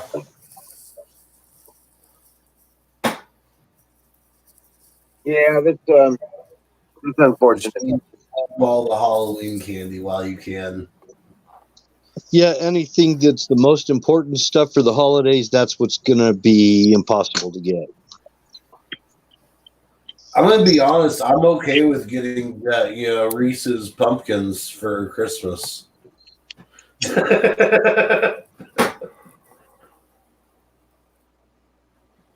Yeah. Order them now; they'll get here for Christmas. I had started getting that Black Rifle coffee, and then found out they went full SJW and pretty much shit on all the Patriots, which are their entire customer base. I was. Well, I hell, was wasn't it just supposed to be about their to buy entire some. staff? Oh, screw this. Who did that? That Black Rifle Black coffee company. Yeah. Oh yeah. What the hell is up with that? Yeah, I don't know. The main guy in the company, I guess. Yeah, It just went full SJW, and some of his tweets and whatnot, and when it came out in full support of all the SJW causes and everything, it's like, wow, you just shit on half your customer base. They did it live on YouTube. Yeah, their YouTube Yeah, they video. did. They were talking about doxing Alex Jones and shit. Yeah. my mic must not be working.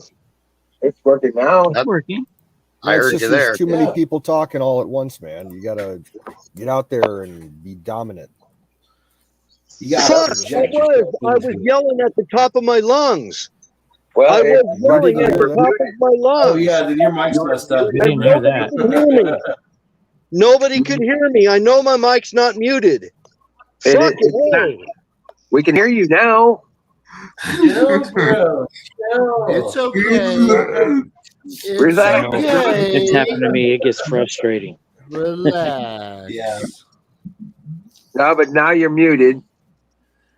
Yep. Muted. Says it's on mute. I don't understand. He's got technical issues. I get it. Yeah. We'll have to start sign. He might have to resort to sign language. Right. Nobody will understand him. Right. It can be frustrating with the stuff, yeah. Yeah. I mean, Zach could teach him a thing or two. That's for sure. Start typing. Zach, give him that software. Shit. There you go. He's good. Well, it's not that. What I think what I don't Upon the know. volcano. It's like That thing's You still got a live going. stream the volcano, huh? oh. Yeah.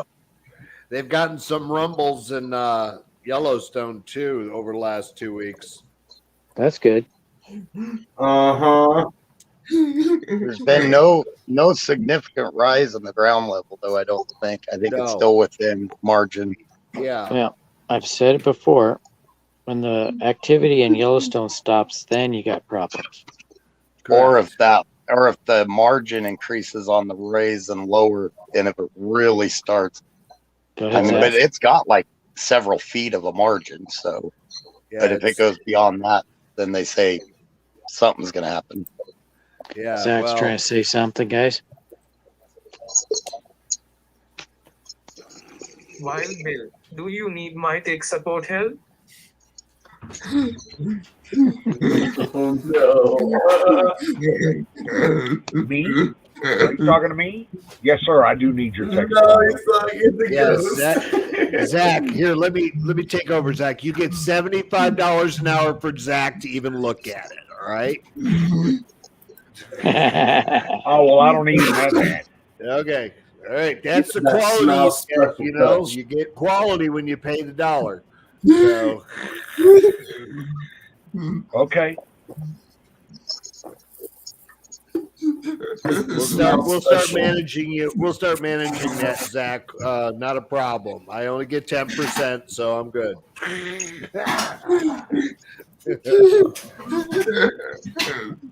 He's going to take 15%. That's a standard agent cut. Yeah, no, I do 10. I don't need the money. It's just the principle.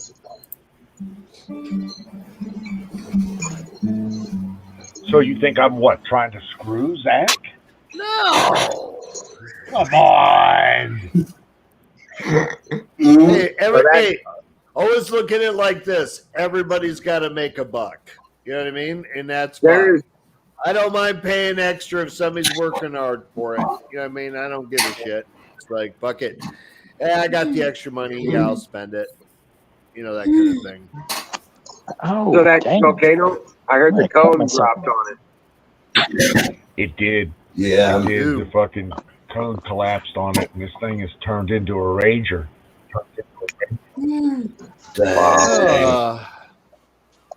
Well, who wants in on that property real estate that's going to be available? Well, I mean, listen, you have to, as much empathy as I want to give to the nice people of La Palma, you got to know when you were there. I mean, the whole fucking island has been one big volcano now for a couple of million years. Right. Yeah. So it's not like this just came up yesterday. Yeah, that's kind of like a sign. You got to go. It is. Good enough sign for me. It would be anyway. Right. See ya. It's like my what? You mean I'm living on a volcano? That's why I always freaked out on Bear. He was living on a mountain. Hey, hold up really quick. No, don't. It's not us, bro.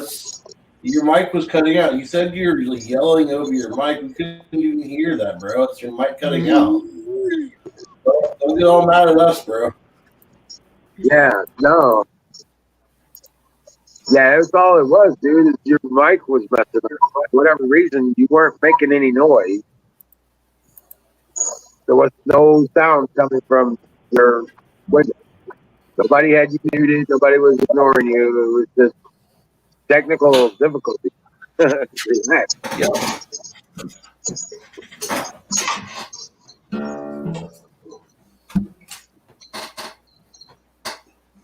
Oh man.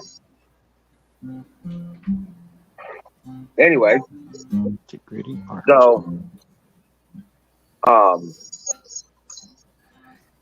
you guys been keeping up with Tucker Carlson?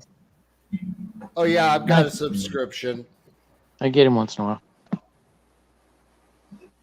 If he's been hitting the mark on all this shit. Well, did you hear what happened up in Wisconsin? I don't know if anybody did, of course. With Kyle? Yeah, with that sheriff when he presented the evidence of felony fraud in the election commission's actions, and he made it public. So there's a lot of voter fraud that they did an undercover investigation. The police department did, and they brought it public that they're going after everybody, and that it was rigged.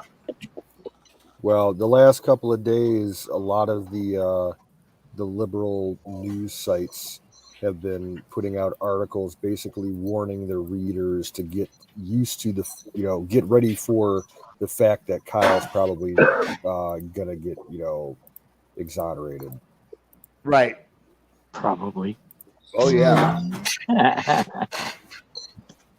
Definitely. There's a good chance of it. Yeah.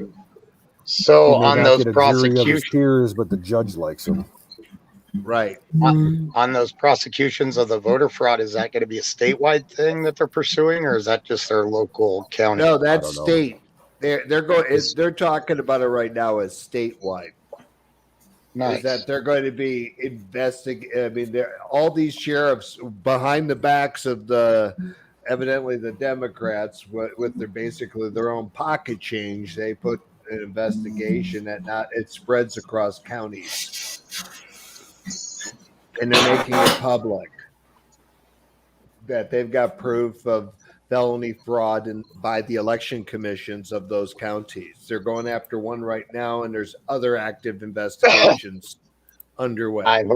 I hope they have legitimate, like, in your face proof that none of Well, this. yeah, I don't think Yeah. I don't think a sheriff would get on national TV and say, "This is what's going on, and this is what we're doing. We're going after these people with criminal charges." So that's pretty serious. You got to have an ace in the hole to say that. God, I hope so. That would be nice. Well, yeah, that shifts the attention away from all the other, over here, look over here, so we're all distracted. Fucking tactics. This guy just came on national TV and basically said, "We've got evidence that pretty much one county after another is showing that there's." They're focusing on the elderly homes, that they went ahead and investigated those parties that the Democrats had stated were valid votes. They weren't. They were by people who couldn't even know what their name is. Yeah. Bruce. And they're talking about a lot of votes that they've got that are not valid. Period. My only main reason I want it to be like just in your face, a slap in your face, wake up thing, because unfortunately there's still so many Americans that are going to need that obvious proof, that's no way to deny it, that it's just there, to wake up and say, hey, this is it. I mean, just like if you go to Veritas and you watch that, they had that one lady who was talking about, we're going to hold off on all these mandates that we're going to implement if this politician gets voted in up in, I forgot which state it was, but she was caught undercover and then saying, well, we're going to just, we're not going to talk about that until after we get him in, and she was really weird and rude about it. And they confronted her, and she was, of course, running, and the typical Veritas way. How do you live with yourself? How do you sleep at night? Kind of shit. So is that the lady that flat out took off running? No, that was another one. Well, that was freaking hilarious. This one here is in he's in, I think it's Michigan. Let me look. Oh, that one lady, I tell you what, it is like she saw a ghost or something. She just she saw the Veritas guy and it had this oh shit look on her face and took off running. It was glorious. And she knew she couldn't say anything because it was that black guy that does the interviewing for him. So she couldn't really do any of her, and it was a white lady, so she really couldn't do any of her, the Democrat turnaround stuff on him, You're racist. Yeah. She probably ran from him because he looked different, and she's probably one of the true racists. All those they always say the ones that scream the loudest and call everybody else that are the ones that are actually that way.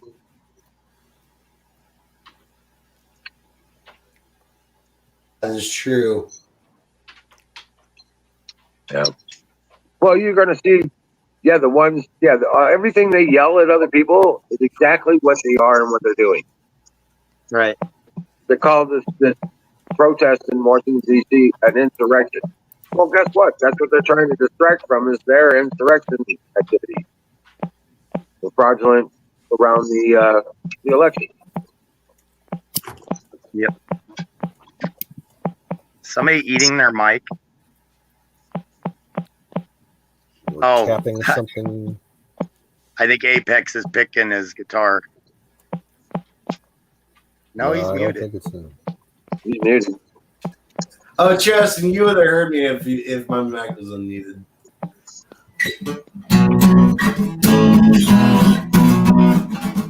Hold on, we're trying to figure out where that noise is coming from.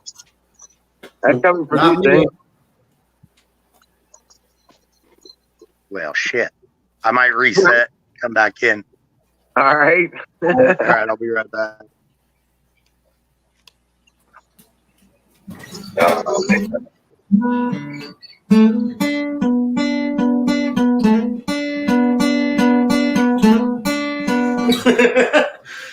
the freaking ghost.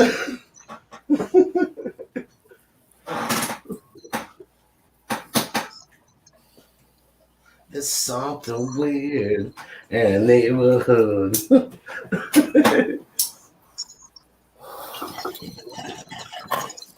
Yeah, they're playing it on the local radio stations starting today. Yeah.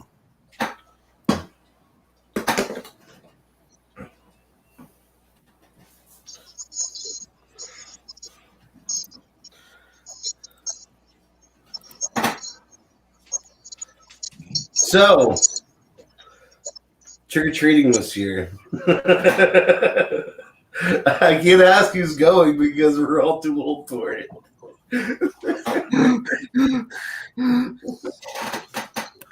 Damn it, I want candy.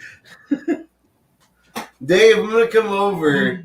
I'm gonna come over on Sunday, and I'm gonna have a little pumpkin, basket, and I'm gonna go trick-or-treating over at your house. I will accept tiny shot bottles of whiskey in lieu of candy. All you gotta do is take about $40 to the store and buy your candy. Heck, you can buy that shit on food stamps. That's how I save on Halloween every year. I guess you could. Yeah. I found the best time to go trick or treating. Yeah. Is you go in the store after Halloween. Oh, and for you sure. take your Yeah, food all the stamps. candy's on It's the discount. same with Easter. You take your food stamps, and it's all half off. That's free. That's why I said I'm not opposed to having some Reese's Reese's cup pumpkins in my stocking for Christmas.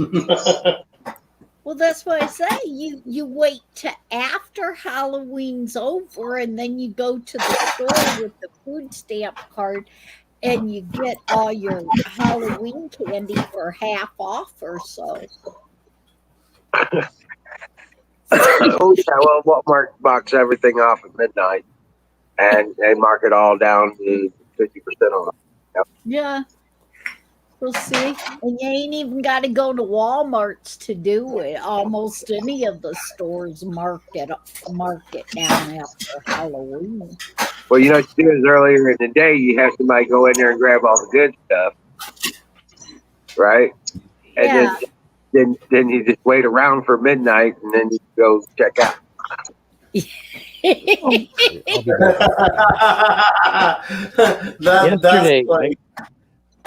Yesterday I got something weird in the mail. What did you get that was weird? I didn't order anything from Amazon, but there was a package. I opened it up with a box of baking soda. Arm & Hammer baking soda. I was like, I didn't order this. We got a lot of baking soda from Costco. We don't need to buy these little boxes. Was it Coke? Did you get I haven't opened it from Amazon?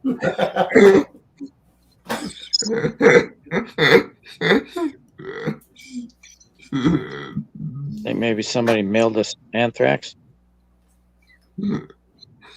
That's a lot of anthrax. Yeah.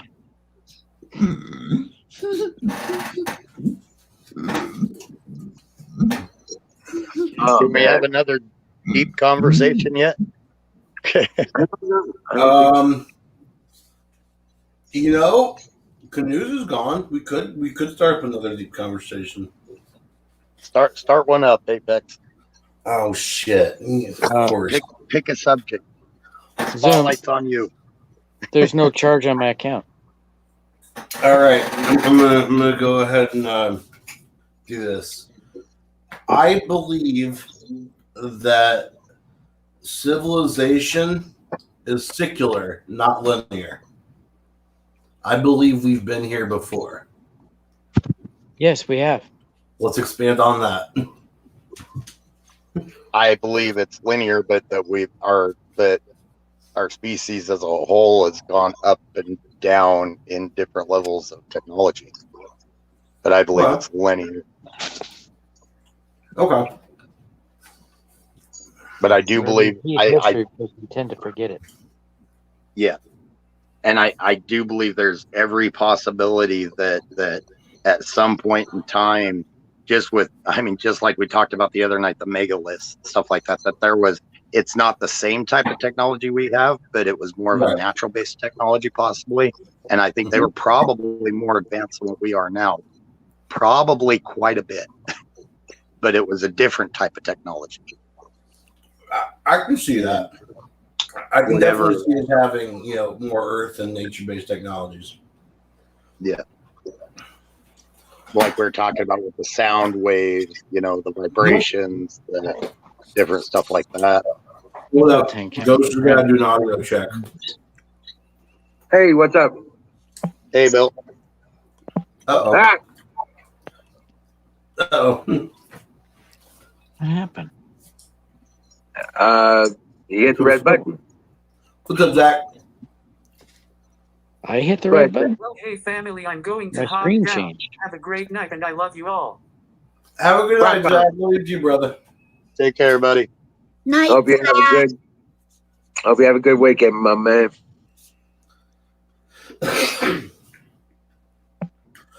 I was bringing up, I brought this up one of the other times we were talking about nature-based technology. But if you look at the way that the ancient Greeks built their, all the temples and the amphitheaters and just the way they built their towns up, if you look at it from a bird's eye view, it legitimately looks like a circuit board. Oh, I got you. Yeah, I've heard that before. That several some of the old Sumerian cities too. People have brought that up to me that they resemble, and they do. If you look at an overhead, it's definitely interesting. I don't know what to make of it, but it's definitely interesting. Wild Bill, mic check 1 2. How's that? Little low, but you're good. We can hear you. Can you hear me? 1 2 3. I can hear you 1 2 3. This is a Bluetooth headset that didn't have much of a charge on it. My other one is broken. My corded ones are broken. That happens with corded ones. Yeah, I wear them while I'm working and wind up ripping the cords out.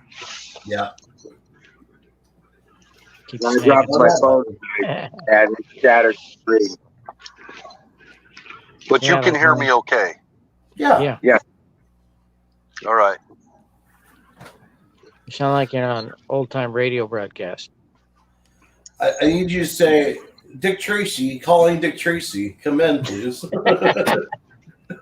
Calling Dick Tracy. Calling Dick Tracy. That was perfect. That's funny. Well, I think that just made my night. This weekend I have plans on building the floor on my shed. Oh, nice. I got the outside of the frame put together. There you go. Bought a bunch of hangers. Set up the table saw. Start cutting some wood. Get her done. Just don't know how I'm going to cut these 2x4s. 2x6s. They're heavy. Why? And I don't have anything to support the end of it. You don't have a circular saw? That I have. I'll use that. Oh, I know what you're saying. Yeah, yeah. That sounds like a better idea than using the table saw. I guess I'll stop trying to get it out. Use a circular saw and some sawhorses. I don't have sawhorses. Well, build some. Yeah. I'll just use the frame that's there. I'll set the wood on there. Look, you made all those big planter boxes and stuff. You can certainly make sawhorses. Yep, I've built on my own sawhorses. Hell yeah. My sawhorses, after I built them, I even painted them green. Show them the dead. Oh yeah. Okay. I paint them so they get preserved. Aaron can look at my videos. In case I leave them out in the rain. I'm back. I don't like sawhorses. Hello, Sing. Hey, how you doing, Bill? I'm less pissed off. I didn't realize my mic was screwing up, so I apologize for my irritability. It's all good, man. We all have bad days. I fully understand. Hold it against. You're still loud sometimes. You're crystal clear now, though. I seem to get Don't mad let a it lot happen lately.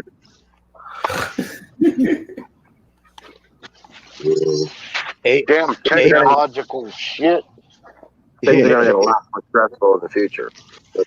Apex was even getting frustrated with Emerald the other night when one of our conversations about magnetism. Oh, dude, yeah. I was actually laughing. I was laughing when you guys were talking about that.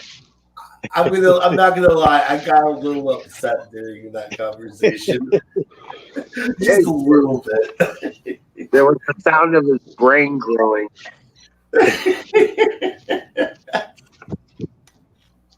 See, what it was is I wasn't high enough yet to comprehend what was being said. I saw a meme too. It was on a shelf for tinfoil. Had a sign below it that said,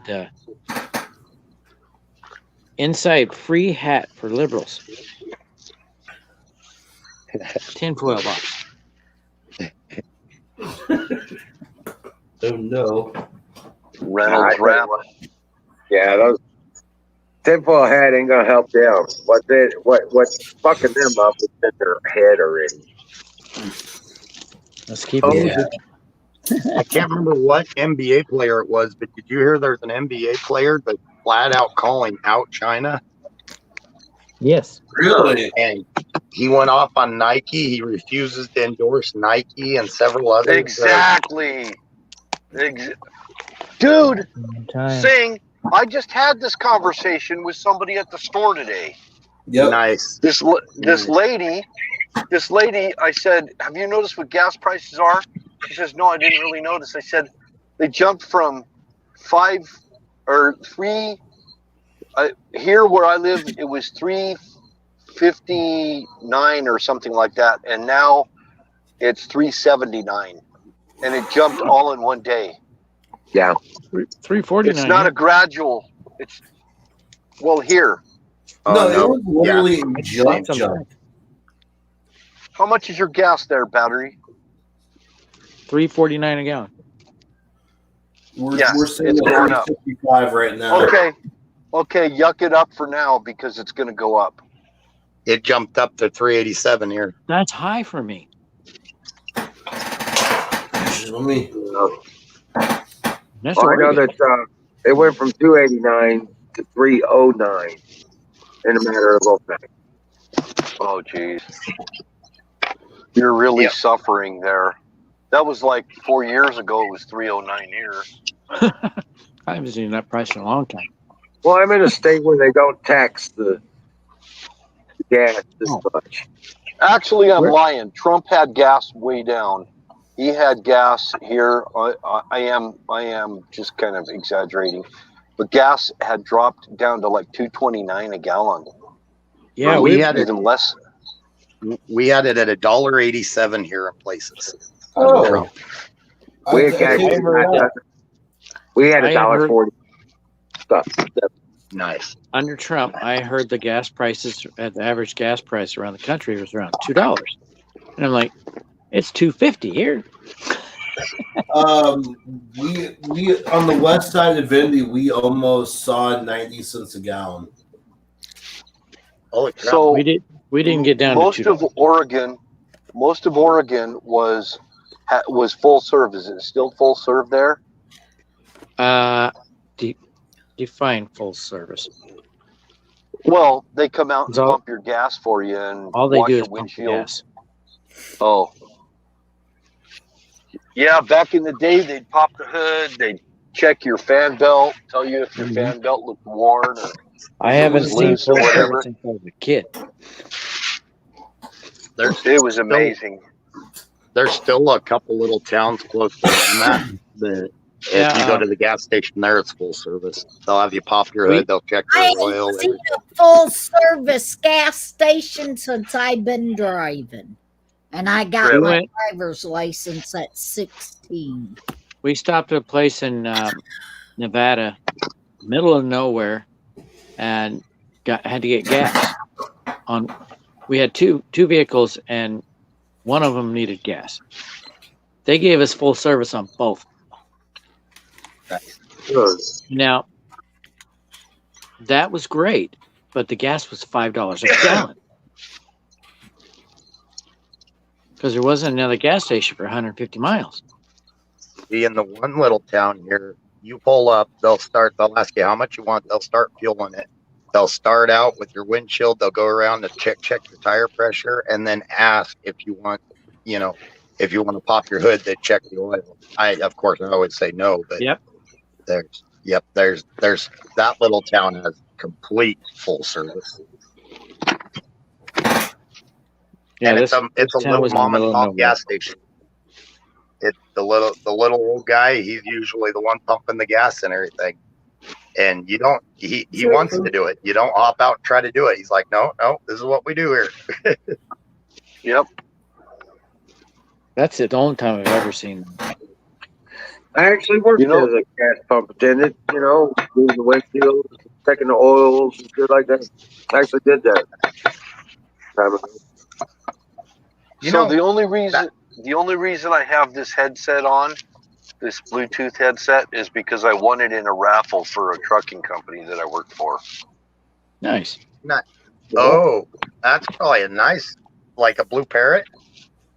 No, it's that kind that wraps around your neck, and okay. It's got two little buds. They're magnetic. It's made by LG. Yeah, those are actually pretty nice. They're relatively water resistant too. I got LG. LGs are great. Yeah. I got a blue parrot that I use for trucking, for driving the truck. But on a phone conversation, it does good. But it's the one that I tried using when I first tried to come on here, and I had all that nasty feedback. When you're chatting online, it doesn't work. But on the phone, it works fine. Well, they actually wanted us to use these headsets because it has noise canceling in a semi truck, and that way we could be hands free and be able to talk to our dispatcher while we were driving. It has a radio connect also. No radio connect. But if you ever go back into truck driving and everything, I really do like the blue parrot. It's just a single ear with the piece that comes down. Yeah. Yep. It's got a little boom that sits right in front of your mouth. Yeah, that's the only downfall. But it is, people can hear you really clear through it. You can hear everybody else real clear, and it's the same thing. You don't hear the feedback or anything. Yeah. But anyway, I don't have wires to mess with when you're working with your hands. You can do it. Sometimes I listen to music with them on, and they last for about a whole day. So I had to put a charge on them. So sorry for the off-topic thing, but it's cool. We've already concluded we're the ADD chat, so we're off topic all the time. I'm ADD big time. I hear you guys. I actually hear you guys much better too. I hear you better too. Yeah. I bet it cleared it up. There's a lot less background noise, that's for sure. You what? There's a lot less background noise that we're hearing. Yeah. Too. Yeah, because of the noise canceling feature in it. Nice. And I don't know how much these things cost. I never bought them, so I don't know. That's cool. There you go. Oh man. I'm like, do you remember the comedian Benny Hill? Yeah. Yes. Funny show. So, he, the guy could have lived the life of Riley, but he wore his clothes until they were completely worn out before he'd ever get new clothes. He was weird. He was a very austere man in his personal life, but he had lots of money, and he was just a philanthropist. He donated all his money, and you think of all the deviant things that he did on his shows and everything, the deviant comedy and stuff, and the guy was probably more decent than any Christian you'd ever come across.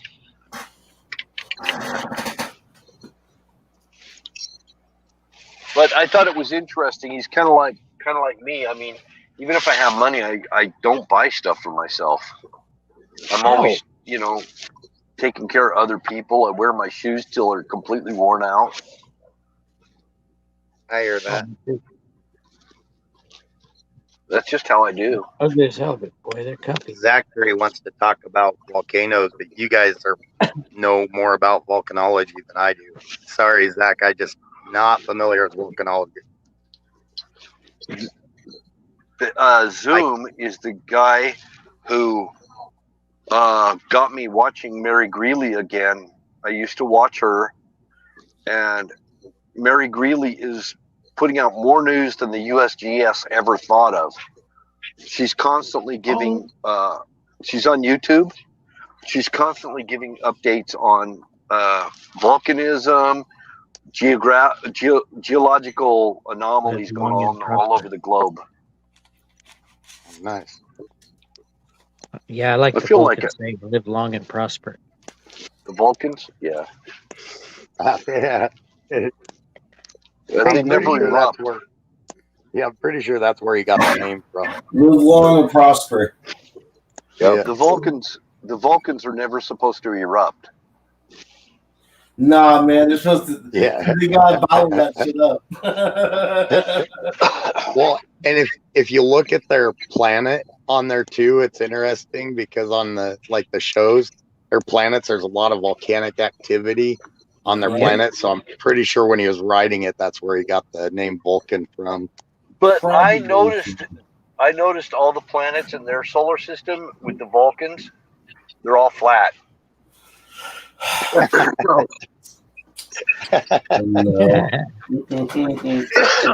my. Yeah, had to go there. Hey, did you hear McDonald's is starting to open up restaurants that are fully automated robots?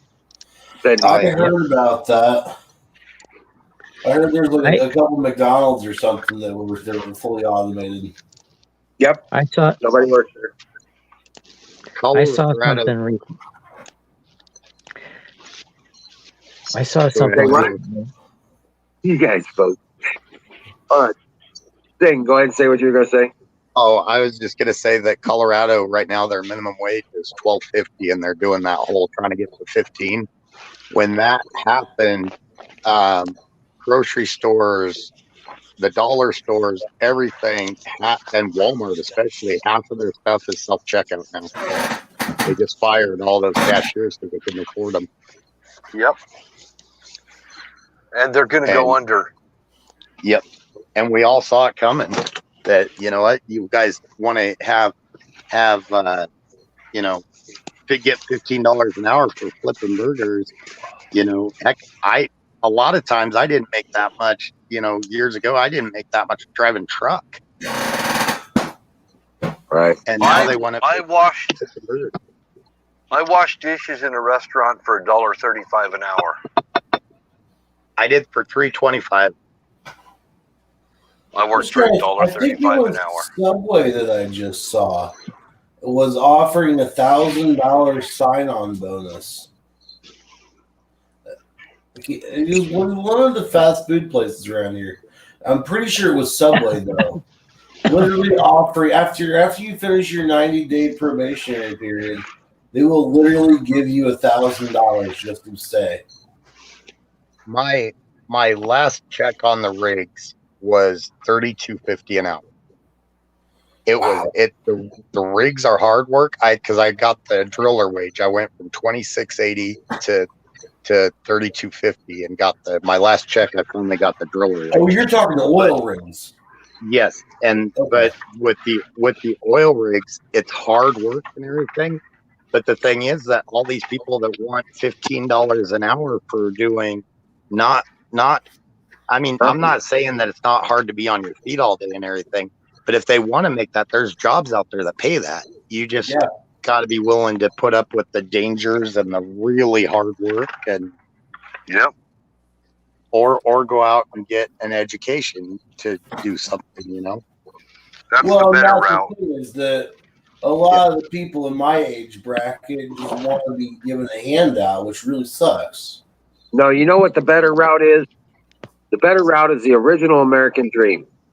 Get a craft, learn the craft, start a business. Go out on your own. And make your own business. Make your own money. Amen. Amen. That's why people that talk about college to me, I push them hard to go into a trade school. Yep. Learn a trade.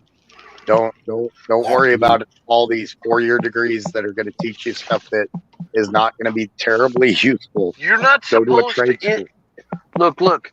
In America, you're not supposed to stay working for the man for your whole life. Right. You're not supposed to. You're supposed to go out on your own. Once you learn whatever it is, you go out on your own and do your own thing. And see, that's why. And there are some people. My bad. Well, that's how it's supposed to go in America. And I met a lot of older people that got pensions from the railroad and from the unions and stuff like that. You know what? That's not what it's supposed to be. And there's a lot of people that are okay with that. I never was. That's why I went into construction on my own. Me neither. Exactly. I also spent years learning from other guys, and I think I'm seeing a lot of carpenters pop up that are like 21, 22-year-old. It's like there's no way you learned enough working for somebody for 2 or 3 years. I mean, I spent 10, 12 years working for guys to learn the trade before. Well, you could be 25-year-old and be a journeyman. if you started when because it's about 4 years to be a journeyman carpenter or a journeyman painter. It's about 4 years. The apprenticeships, the electricians, they were about 6 years. Apprenticeship before you get your journeymans. Nice. And so, I guess just some of the really young guys never make it. Teamsters is about 2 years. When your first 2 years, you're working docks as a Teamster. You start out working the docks. You have to work your way up before they put you in a truck. You learn how to run forklifts, all that kind of stuff. You learn shipping, receiving, all that in a warehouse. And then then they will train you and get you your CDL and everything. So you can start out in the Teamsters as a dock worker. But you don't stay working for the man unless you're in one of those trades like that. If you're union or something and you've got a career in the union and you have a nice, comfortable position, that's fine. Same thing, a lot of other things. But I'm saying in America originally, we weren't supposed to be working for the man our whole lives. That you move out, you start doing your own business, and then you start employing other people. And that's what we needed people to do. To pass that in our country. Economically, we needed people to learn the trade, go out on their own, and hire more people, and that builds the economy. Right. Free market. I completely agree with the small business aspect too. That's what's destroying our economy. They're destroying small business and making it all into a corporate empire. And our economy has always been strong on small business. Large corporations. Innovations all come from people's. All innovations are because of necessity, and they all come from private businesses. They don't come from big corporations. CEOs don't create shit. CEOs don't create shit. They do not. That's why I tell everybody with like Bill Gates, I always tell everybody he makes money off of his research and development department. He's not creating all this stuff constantly. No, and he's not. To be honest, when he left Apple, him and his partner kind of took some of the ideas that were not just theirs. The entire R&D department had worked on a lot of that. So, Henry Ford did not create the V8 engine. It was somebody that worked for him that created the V8 engine. But all the innovations come out of the private sector. They don't come out of big corporations. They don't come out of government. They come out of the private sector.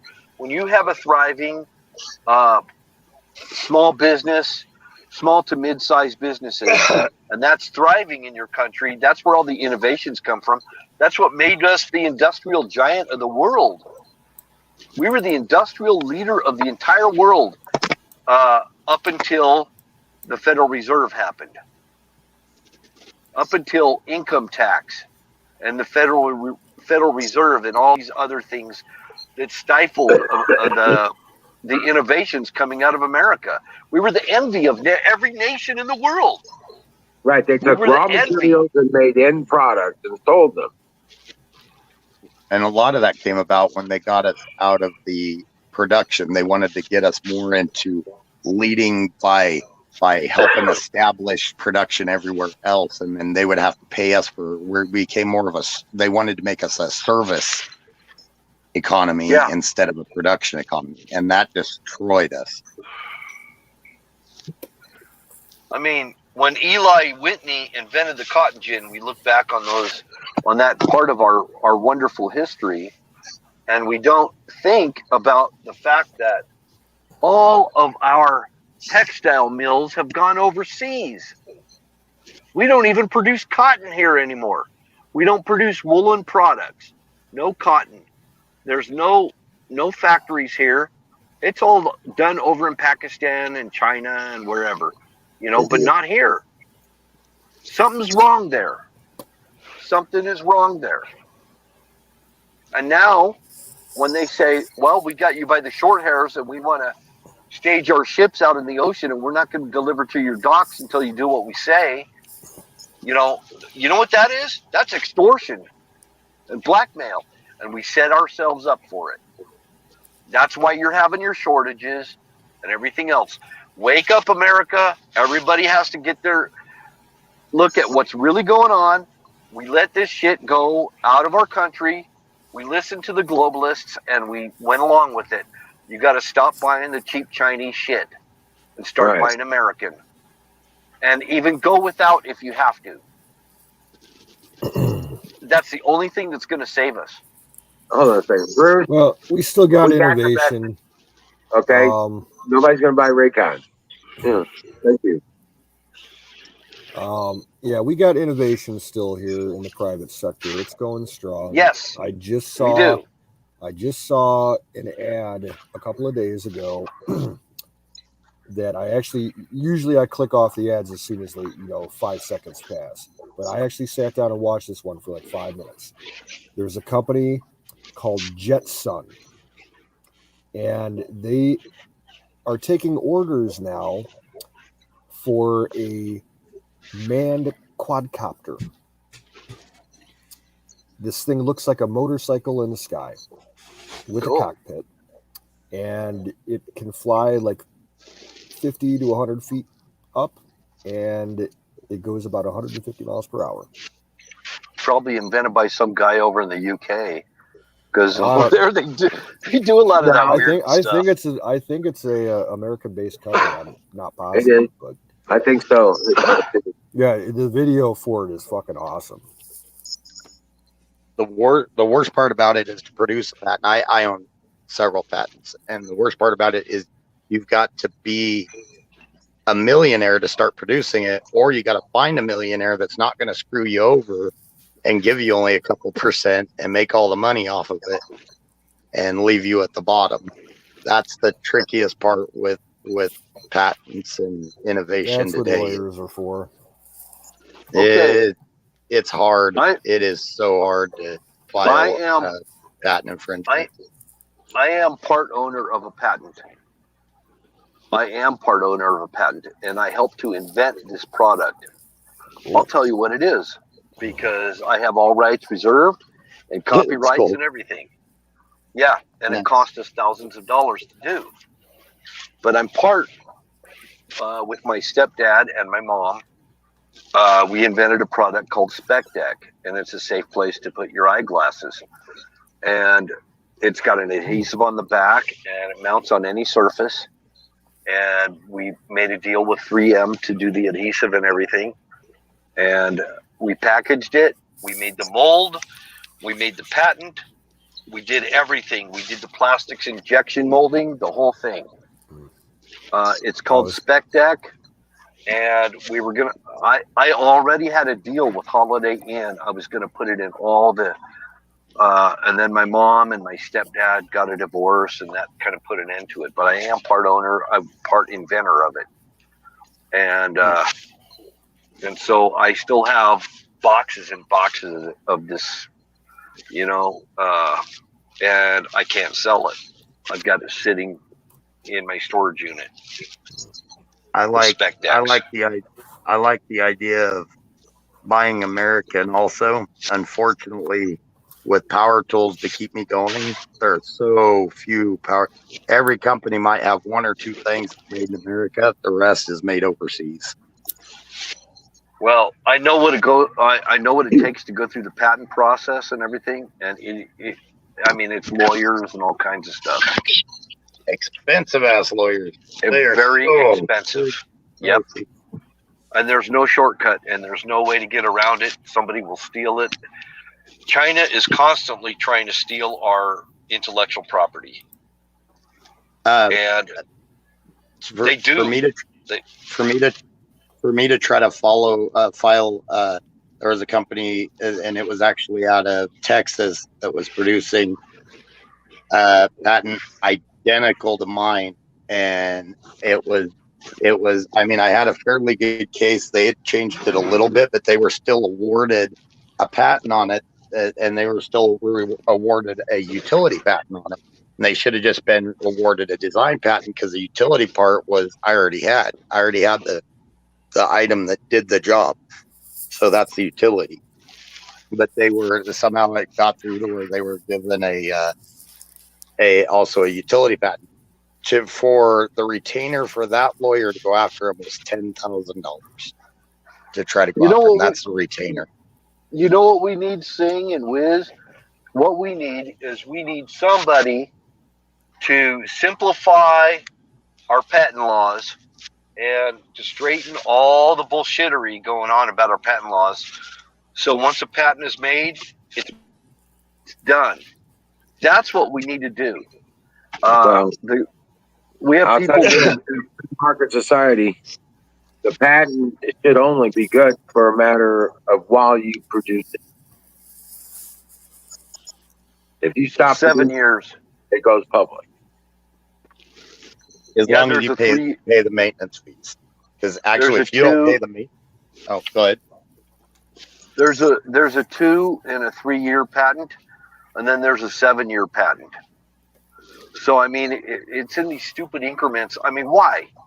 Give me a permanent patent. I want a permanent patent. Give me the price on it, and make it affordable. It's the government justifying their bureaucracy. They want to, have more workers and the Department of Commerce and all that shit. Yeah. And if you don't pay that yearly maintenance fee on it, you can lose it after a year. You can lose rights to it after a year if you don't pay those maintenance fees. Well, you have to update your patent. Yeah. And that's even more expensive than your initial patent. That costs even more. And then China steps in. China or somebody here in the U.S., some scoundrel will come along and just claim your patent. And the biggest problem here in the States, in my opinion, is the design patent clauses. They can literally change the color of something or one tiny little thing and get a different design patent on it and produce it without, that and that's kind of cloudy right there, because you can actually sue somebody for patent infringement if you own a utility patent on it. I don't know about that, but because a utility patent is that you're designing something new that's doing a specific job. But design patents, if you own that utility patent, you're typically safe as long as the other person isn't also given a utility patent. And then, so if yours is too similar to something else, you have to get a design patent, and you still have to pay that person a percentage that owns the utility patent. You've got to lawyer up. That's all there is to it. When you invent something, you better freaking lawyer up, and you better get some really good lawyers. Yeah, it is. It's expensive and a mess. And it's just like the speed of it.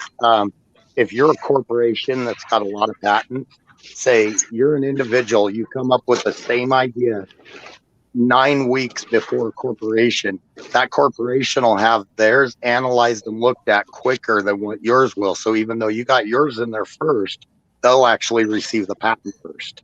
That's why they tell everybody to not say a word publicly. Here's something. A painter friend of mine who has his own business, and he's a very entrepreneurial kind of guy. His name is Ed. I'm just going to say Ed. And he got a screw in his tire in his truck. And he's looking at this thing and he's going, damn, if I pull the screw out, my tire's going to leak. If I leave the screw in, it's going to be just fine.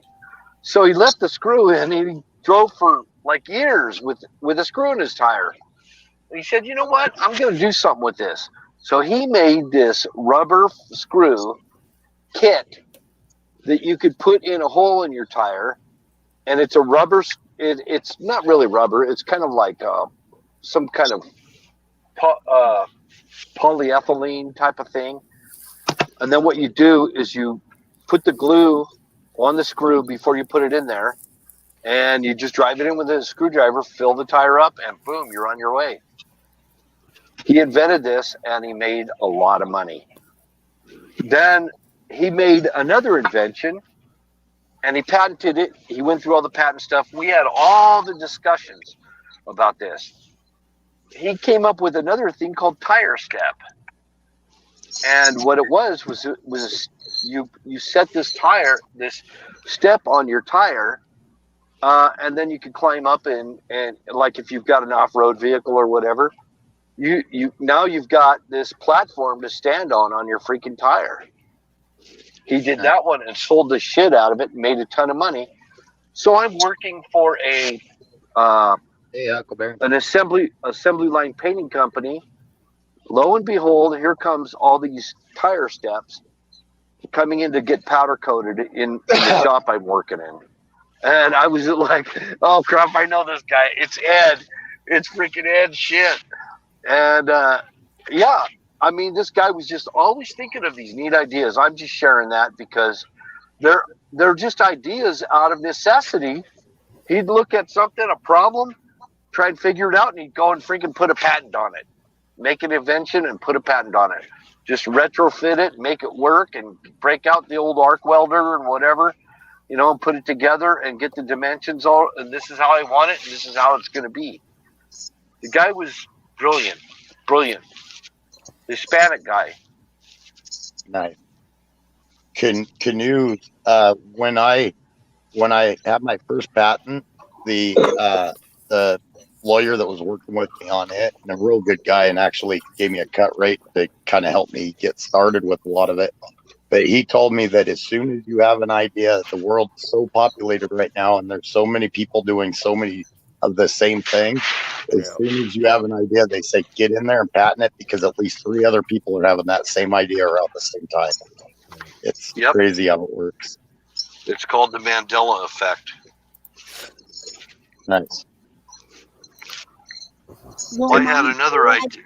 My dad never patented anything he done, but he come up with all kinds of things that he did at his shop, at his house, and made all kinds of things out of old wash machines and all kinds of stuff. He made a can crusher that he wouldn't tell anybody how he ever made it.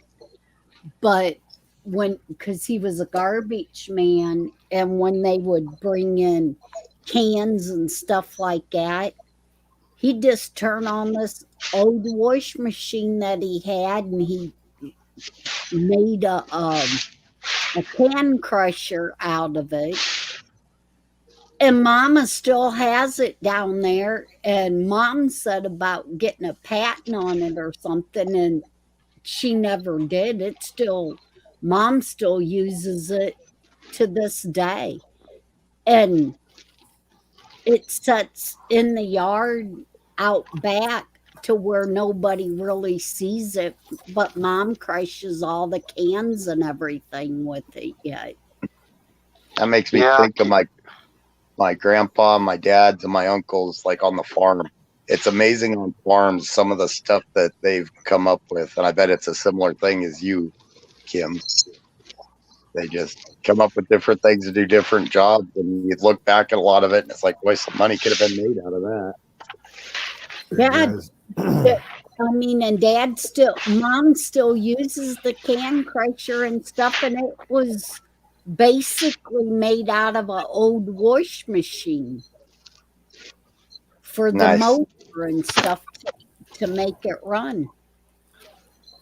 Cool. Hey, folks, I'm going to take off. I'm kind of feeling a little strange from these supplements and CBD. Take care, man. Yeah, things are starting to spin. So drink some water. Make sure you drink plenty of water. Oh, yeah.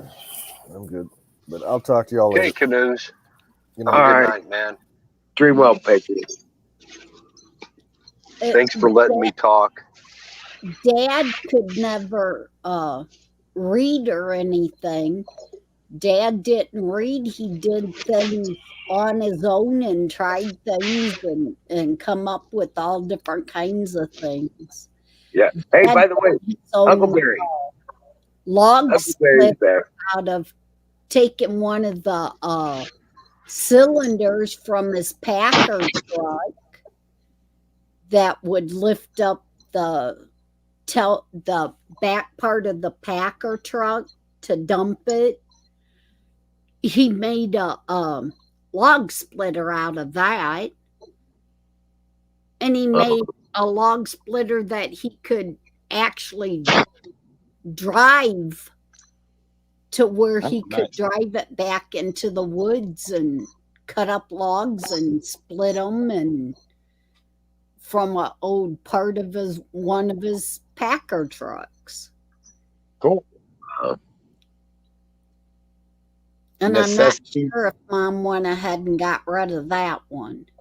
Necessity breeds genius. A lot of stuff that, since we've been doing different stuff after Daddy died and started going through a lot of different things, and I'd ask Mom, well, what's this? And she'd say, well, Dad used to use it for this and everything. And Dad come up with a lot of his own designs just because he welded. Dad did a lot of things.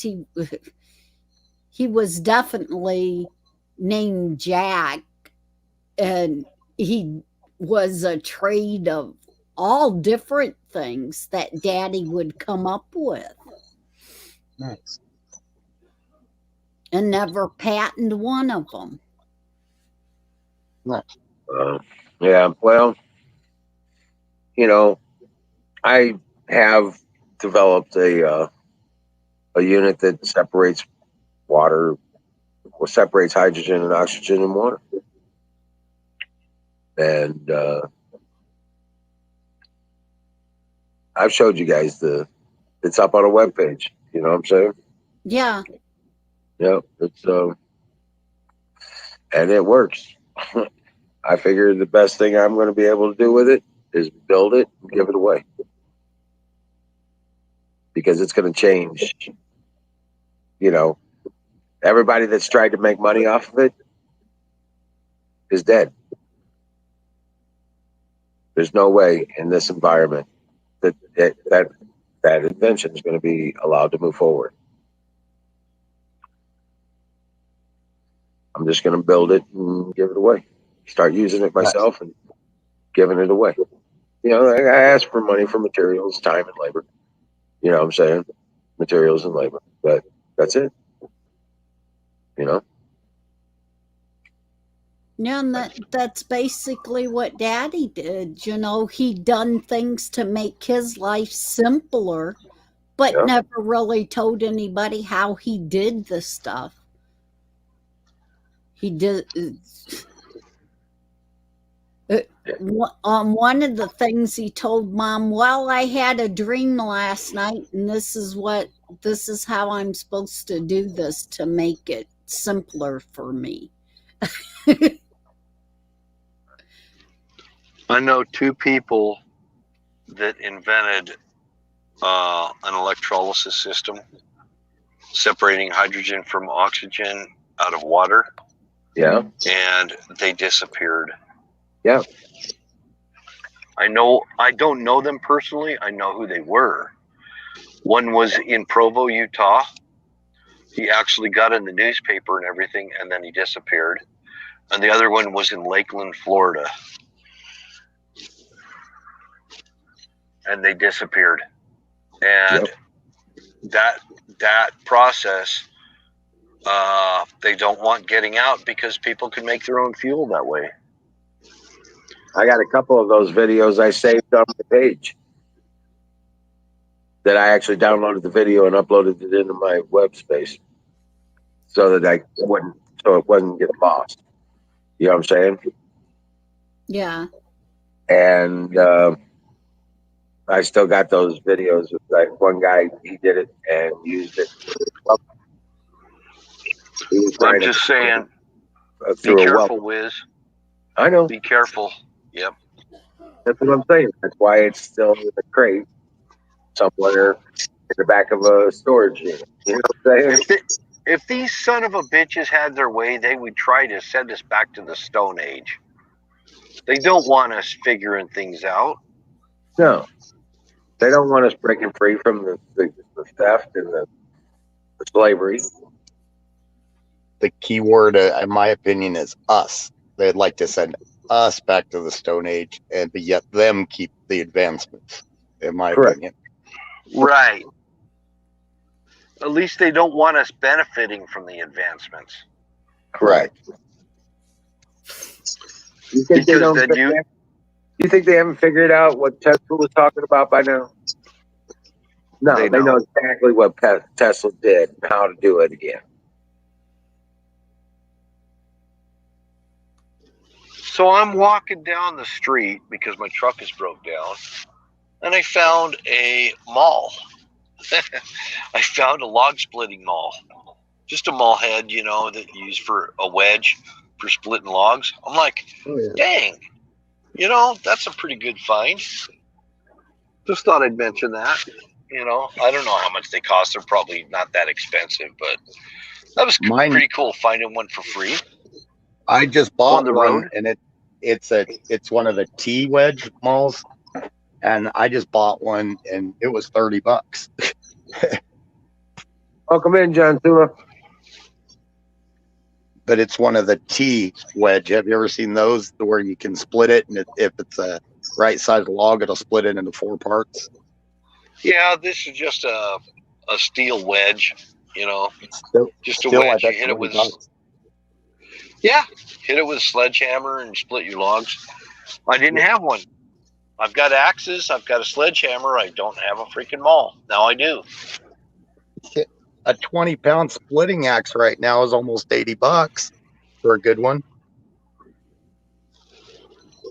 Now Yeah, the that handle's was even- $20. Just the handle's like $20. Yeah, and that was even at Tractor Supply that usually has pretty good deals. Yeah. Because their shit is from China. Yeah, well, there's so much of that it sucks because on a lot of that type of stuff, you try to find an American made, none of it anywhere is American. Yeah, but I agree with you. But sometimes you absolutely have to have something, and it says China on it. It sucks. Yep, They're stealing our intellectual property. We have to try to not buy it if we can. Right, and that's the rough part is a lot of it's just not made here anymore. The companies moved over there, even and like Briggs and Stratton closed down their last plant in the U.S. in 2016. Moved over to China, built $1 billion factory or something like that, something insane, and then they couldn't figure out how China was able to do it because China basically took over the factory, kicked them out, and basically just gave them 40% of the ownership, and the CCP took over the majority shares of the ownership.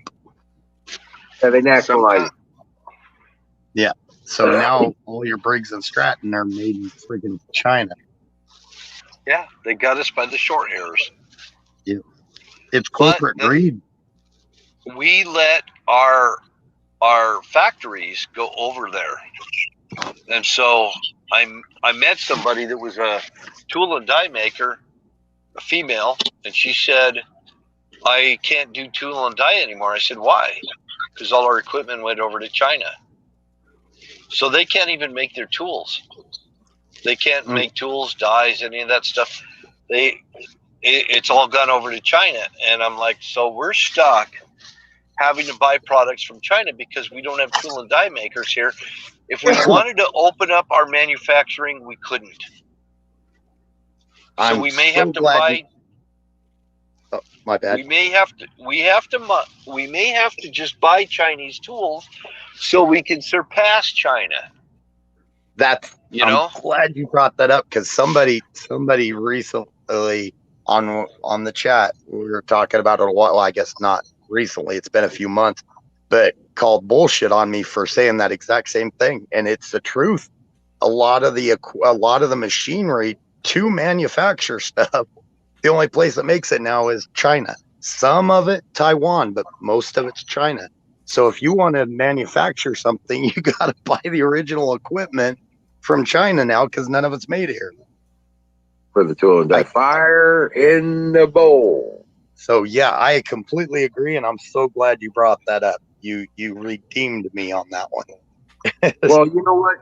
One of the things that's going to work out on this in our benefit is all these old technologies have moved over to China. When we get back to rebuilding America, we're going to be building the brand new technologies, the brand new factories, the brand new equipment. So it will come back. For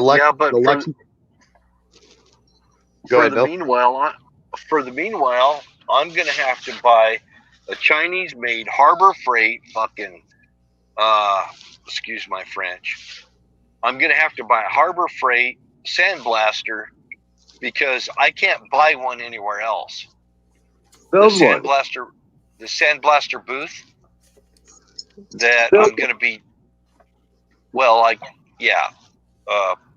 but anyway, a floor press.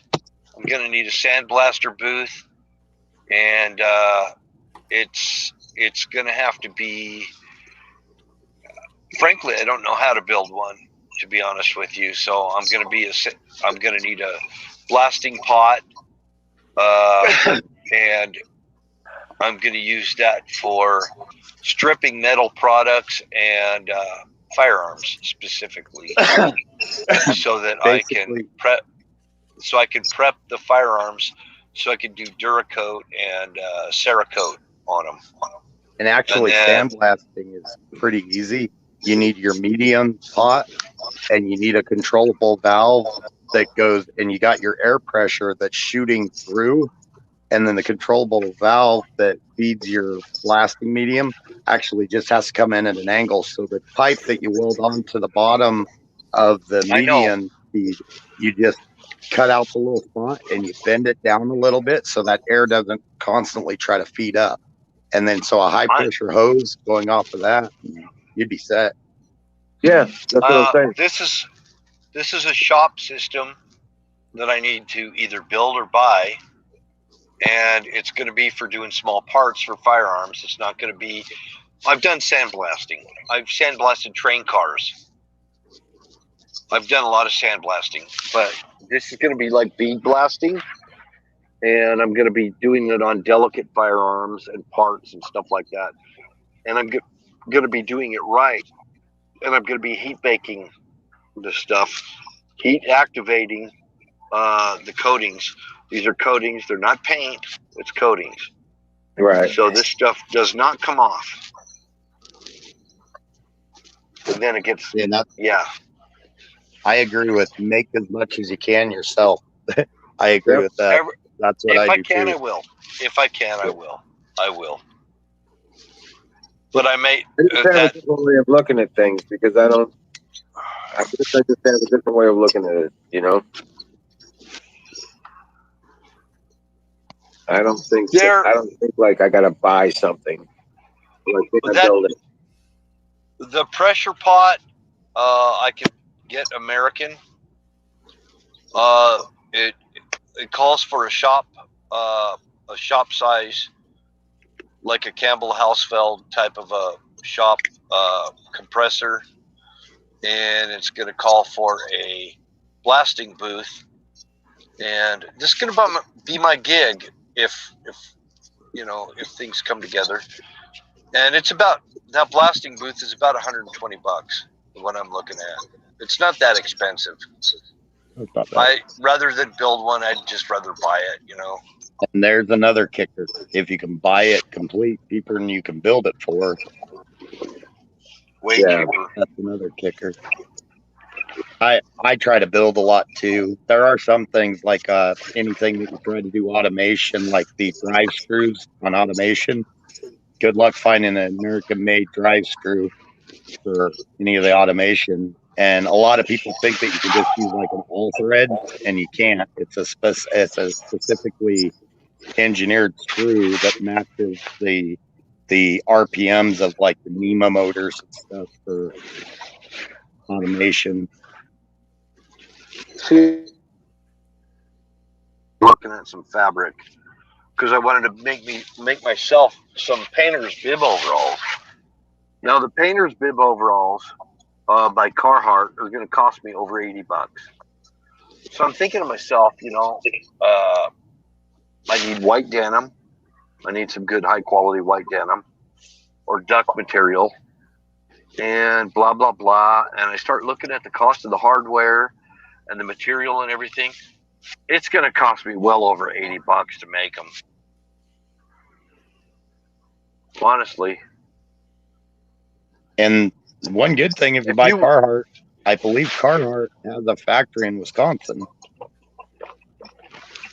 And that's just the material and the hardware that goes into making that pair of bib overalls. Yep. I tried to blue jeans. Let's say some blue jeans. Honestly, you can go to Walmart and buy some blue jeans for $8.99. And if you tried to make those same blue jeans, they'd cost you well over $40 to make them. And that's not including your labor. That's how these fuckers have us by the short hairs. Well, hey that's guys, a kicker right there. This is my pumpkin time. I got to turn into a pumpkin. Cool. I'm running on generator, so I definitely. I'm gonna leave you up. You got Apex here to add. I think Apex passed out. No, he's been typing it out his dad. I think. Yeah, I was just kidding. Yeah. I figured So- that'd get them to pop up. Right. All right. God bless you all. I had great conversation tonight, and I love you all, man. Praying for you all the time. God bless you, and I will see you tomorrow.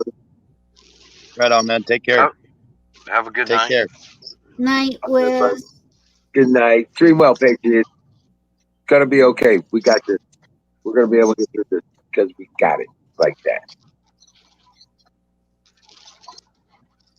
Lord Skulldrays are going to their Acme threads. I couldn't think of the name, but the Acme threads for those CNC drives, which you can also use a belt drive, and you can buy that stuff American made. But some things that screw drive is more precise. The belt drive sometimes has a little bit of bounce. So if it's like a CNC machine, like some type of cutting machine, and you need it to be precise, you almost have to have those screws. So back to that topic about textiles, like blue jeans. Just blue jeans. You can't even buy the fabric for what you can buy a new pair of blue jeans at Walmart. Right. You can't even buy the fabric. $8.99. It's $8.99 a yard for fabric for blue denim, and you could buy a whole pair of with no labor included. And no hardware like zippers, rivets, all that stuff. You can buy them for $8.99 or maybe $10, whatever, something like that. But you just can't do it. You just can't do it. We can't compete. They really, really screwed us. Worse A lot than of that people even know. And a lot of that can't compete. Real quick, I'm sorry, I'm going to change it. Lord Skulldrazer, if you can think of that other thread type, let me know sometime. But going back to the jeans, like American jeans and everything, you know, like say Lucky jeans. Lucky jeans are going to cost you $70 a pair. So there's so many regulations in the U.S. now that they can have it done cheaper over there, because over in China and stuff, they don't have all the safety regulations and all the money has to go into the safety regulations and that stuff. So they get But we don't. well. We don't even make the fabric. We don't make the zippers. We don't make the rivets. We don't make anything here. Nothing. And they can buy it cheap there. And when they sell the fabric to us, they sell it to our companies at a high price. So no matter what, the American-made jeans are going to be higher because they're charging us such a high price for it. See, for the fabric. If you buy Duluth, you know what Duluth is. You've seen Duluth products. Yeah, the jeans and then work shirts and stuff like that. Yeah, they are the best, and they're made in America. Really, yep. But the textiles are not made in America. Right. The rivets, the zippers, none of that is made in America. And a lot of the high price comes from the fact that China will sell that fabric to their own companies for a cheaper price than what they sell it to American companies for. Plus, not to mention all the costs that these American companies have to put in for all these extra regulatory controls that they have to come to compliance with the regulatory controls they have. Yeah, Skull, you're right. Some of the Walmart jeans are pretty thin. They're also lower thread count. So that's the other thing. They don't last. But it boils down to... Huh? I wear a lot of Carhartt. You know who makes the best jeans? Japan. Japan started making what they call the original dungarees. And they're like double kneed. Oh, hell yeah, man. And they're close to about $100, but they're meant to last. The Japanese were big fans of the dungarees back when we were there in World War II. They wanted the dungarees and they started making them, and that is the company to buy dungarees from. I wonder I'll have to look sometime on. I've got a couple pairs of dungarees that are they're with the pockets, the double knees. They're hiking pants. Yeah. And then there's the Carhartt logger pants. Those are actual dungarees, but they're not the same thread count as the original dungarees. Dungarees are, and Levi Strauss 501s. They were a lot like a dungaree. Hurry back, Dr. But Barry. they were super durable. I mean, they last. Nice. You want some good jeans, get some dungarees, some really good dungarees, and they'll last you for years. I got my good old Wranglers too. I don't even know if Wranglers are made in the States anymore. No, hell no. They're made in China. Yeah. I've got Wrangler with the riggers, the Wrangler rigger Ranger pants. Yeah. They've got like reinforcements, so you know, you have the clip knives and stuff you put on there. Yeah, those are nice. Well, but they're not. Think about it. Wrangler is about the only brand that makes a good, well-fitting boot cut jean. I don't mind Wranglers. They're okay. Yeah, they're the only ones. There used to be a brand that made some pretty good boot cut jeans called Rustler, but I haven't seen them around for a while. Yeah, and they were Rustler. cheaper. Wasn't it Walmart sold Rustler? For a while, but they don't sell them anymore. And they were actually a pretty decent jean, to be honest. At a good price point. Mm-hmm. Yep, I like Rustlers. And they were well fitting and had a good boot cut to them, so they didn't ride up on your boot, try to sneak in the top of your boot all the time, like some of the jeans do. Like Levi's boot cuts, those things will always pull up on your boots constantly. Yep. Yep, it's fine. It's hard to find good quality anymore. Yep. At least for a reasonable price. Yep. I think that's why where you talked about you'll wear your boots or your shoes till they about wear out. I do the same thing with jeans, with boots, and because like you say, it's hard to get a good pair or to get them to fit. My baseball cap I wear, I catch guff because it's got its nicks, it's got its little fluffed up parts. I've had that hat for probably 12 years, but the thing is, it fits perfect. Yeah, I've got cowboy hats with holes in them. Yep. But they fit when you get, well, you know what I mean. When you get a hat that fit right, and you get one, and there's always one hat that just seems perfect, you're gonna wear that thing till it dang near falls off your head. Yep. Yeah, it's hard to get. I am hearing a back. Is that me? Oh shit, that is me. What am I talking about? I'm sorry. Hi. Welcome back, Apex. Yeah. Sorry, I had to go cook a pizza really quick. Singular, do you have admin on here on this account? No, I don't. When my laptop went down that last time and I had to have it all redone, I lost all that. I'm gonna air out some grievances really quick on stream. I really wish they would stop sticking me with close down, dude, especially when I start shit up. I'm just gonna go ahead and say it. Like, it's kind of annoying. Like, it's really, really annoying. That's why I haven't been coming on. It's because I've been getting annoyed. You get nailed with the close down. Yeah, I mean, it's like I started up. Thanks for asking type of thing. Yeah, basically. It's like, damn. Like, were you wanting later to crash here than it is over at Wiz's. It's an hour earlier over at Wiz's. It's only 12 o'clock. Oh, God, it's 1 o'clock there. Yeah, it's 1 o'clock in the morning. I feel like maybe I should be the one to get off early. Apex. If you're wanting to crash and everything.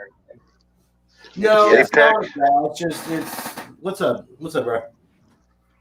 Don't grow your hair out, grow your beard out. Actually, my beard won't grow any further than this. I've tried. Like, I've legitimately tried. Why? I'm not sure. I think it's a hair follicle thing.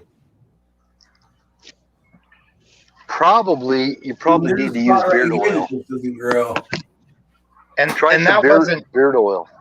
that wasn't any horrible airing. That was just frustration. I get it. You'd like to be asked. Yeah. So that wasn't bad. Yeah. Not any bad airing dirty laundry or anything. Okay.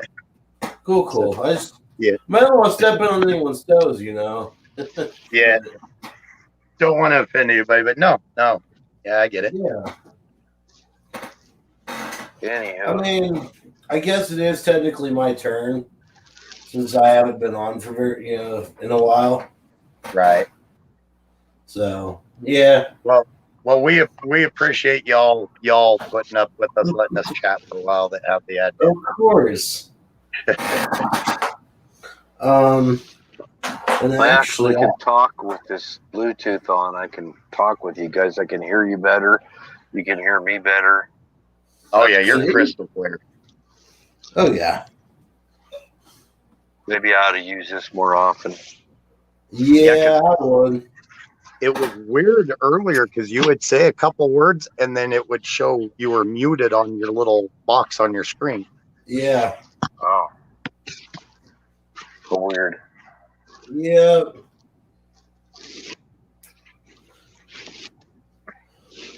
All right, let me put that right there in that bowl.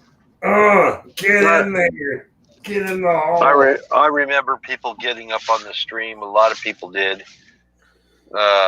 Would get up on the stream and they would just mute themselves, and all you saw was an icon and no conversation. They're just there. Well, and still that's occasionally, because if the other person's not talking, I mean, that's just, we only have, I think, 10 spaces to have people up on the panel. Yeah. So I think around 4 or 5 is good. There's been times where I've come in and just stayed in the chat because it was like 8 or 9 people and it was like a train wreck going on. It really is. I like it when the ladies come up here because they control the shit. I actually would like to hear the ladies come up here more often. You know? Kim was talking tonight and got in our conversation. I enjoyed that. Yeah. That was and Valentine and Huckleberry. Well, I like talking with Huckleberry. She's cool. And Kim, actually, I love talking with Kim. Kim reminiscing about her dad. Kim reminiscing about her dad building stuff reminded me of growing up on the farm with my uncles, my dad, my grandpa. At that time, you didn't, and a lot of the farmers were still small farmers. They weren't these corporate farmers. So there wasn't money to go out and constantly buy new equipment. You were replacing or you were building. So you were fixing it, or coming up with a new, there was no going out and buying a new piece of equipment constantly. Right. Well, technology is kicking our ass right now. That's the problem. Right. There's a tractor. My bad. That's okay. Go ahead. Oh, I was just gonna say there's a tractor right now that Case IH is they're testing in South America, apparently in some of the fields down in South America. But Case IH has one without a cab on it. It's all GPS. It does the turning at the end of the field and everything. There's no person in that tractor. Oh. It's autonomous. Yep, completely. Well, I guess that works if you got a perfect square field. Not everybody does. Here we've got a lot of hills and a lot of little cliffs, and even though we're pretty flat, there's still some hills, but there's a lot of especially where I'm at now, there's a lot of limestone cliffs and stuff that if they don't do that perfectly, there's gonna be a lot of tractors going off those things. Because you could program it, to go so many 100 feet, and then turn around and go so many 100 feet. If you have a perfect square field, but if you've got an oddball shaped field, that'd be kind of hard to plow, I would think. I don't know. Or where some of these guys like here, where they're farming around little cliff areas and stuff, they're on the top of the little plateaued area. Yeah. And there's a lot of that too. Yep. So you gotta kind of, I don't know. I think plowing a field is kind of a designer thing, You want to get your furrows nice and straight and blah blah blah.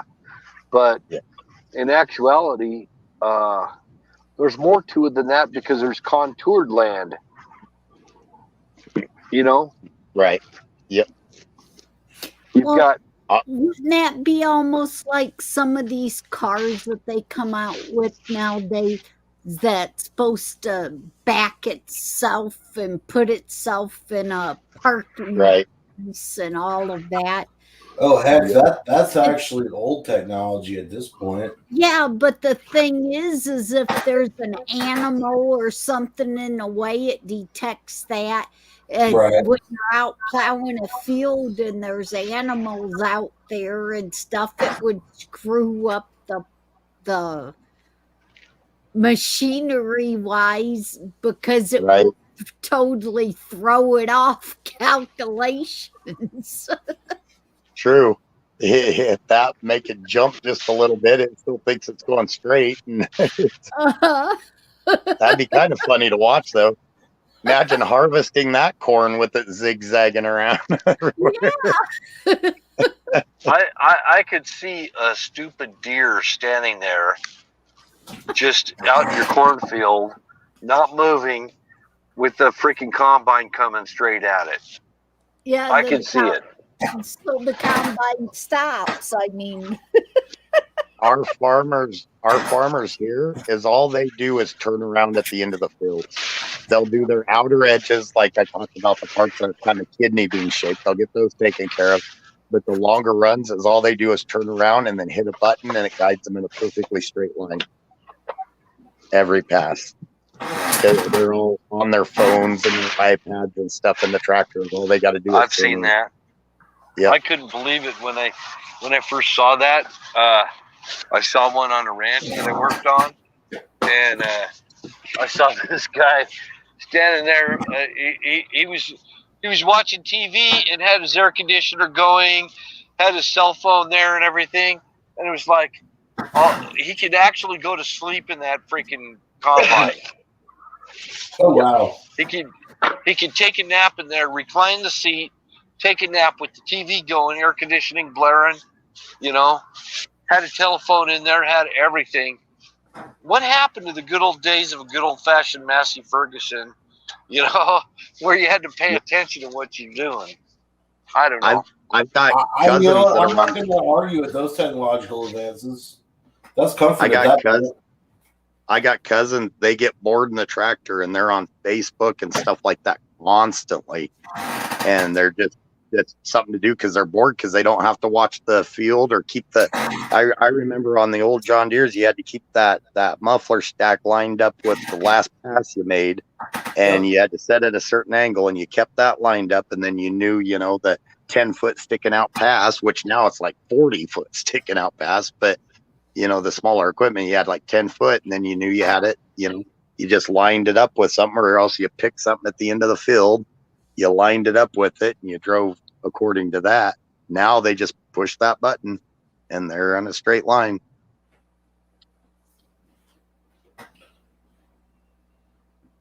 I mean, are we, here's my question. Are you guys saying you're for or against these modern comforts? I'm for some of them, but I'm against them replacing too many workers. That's my fear.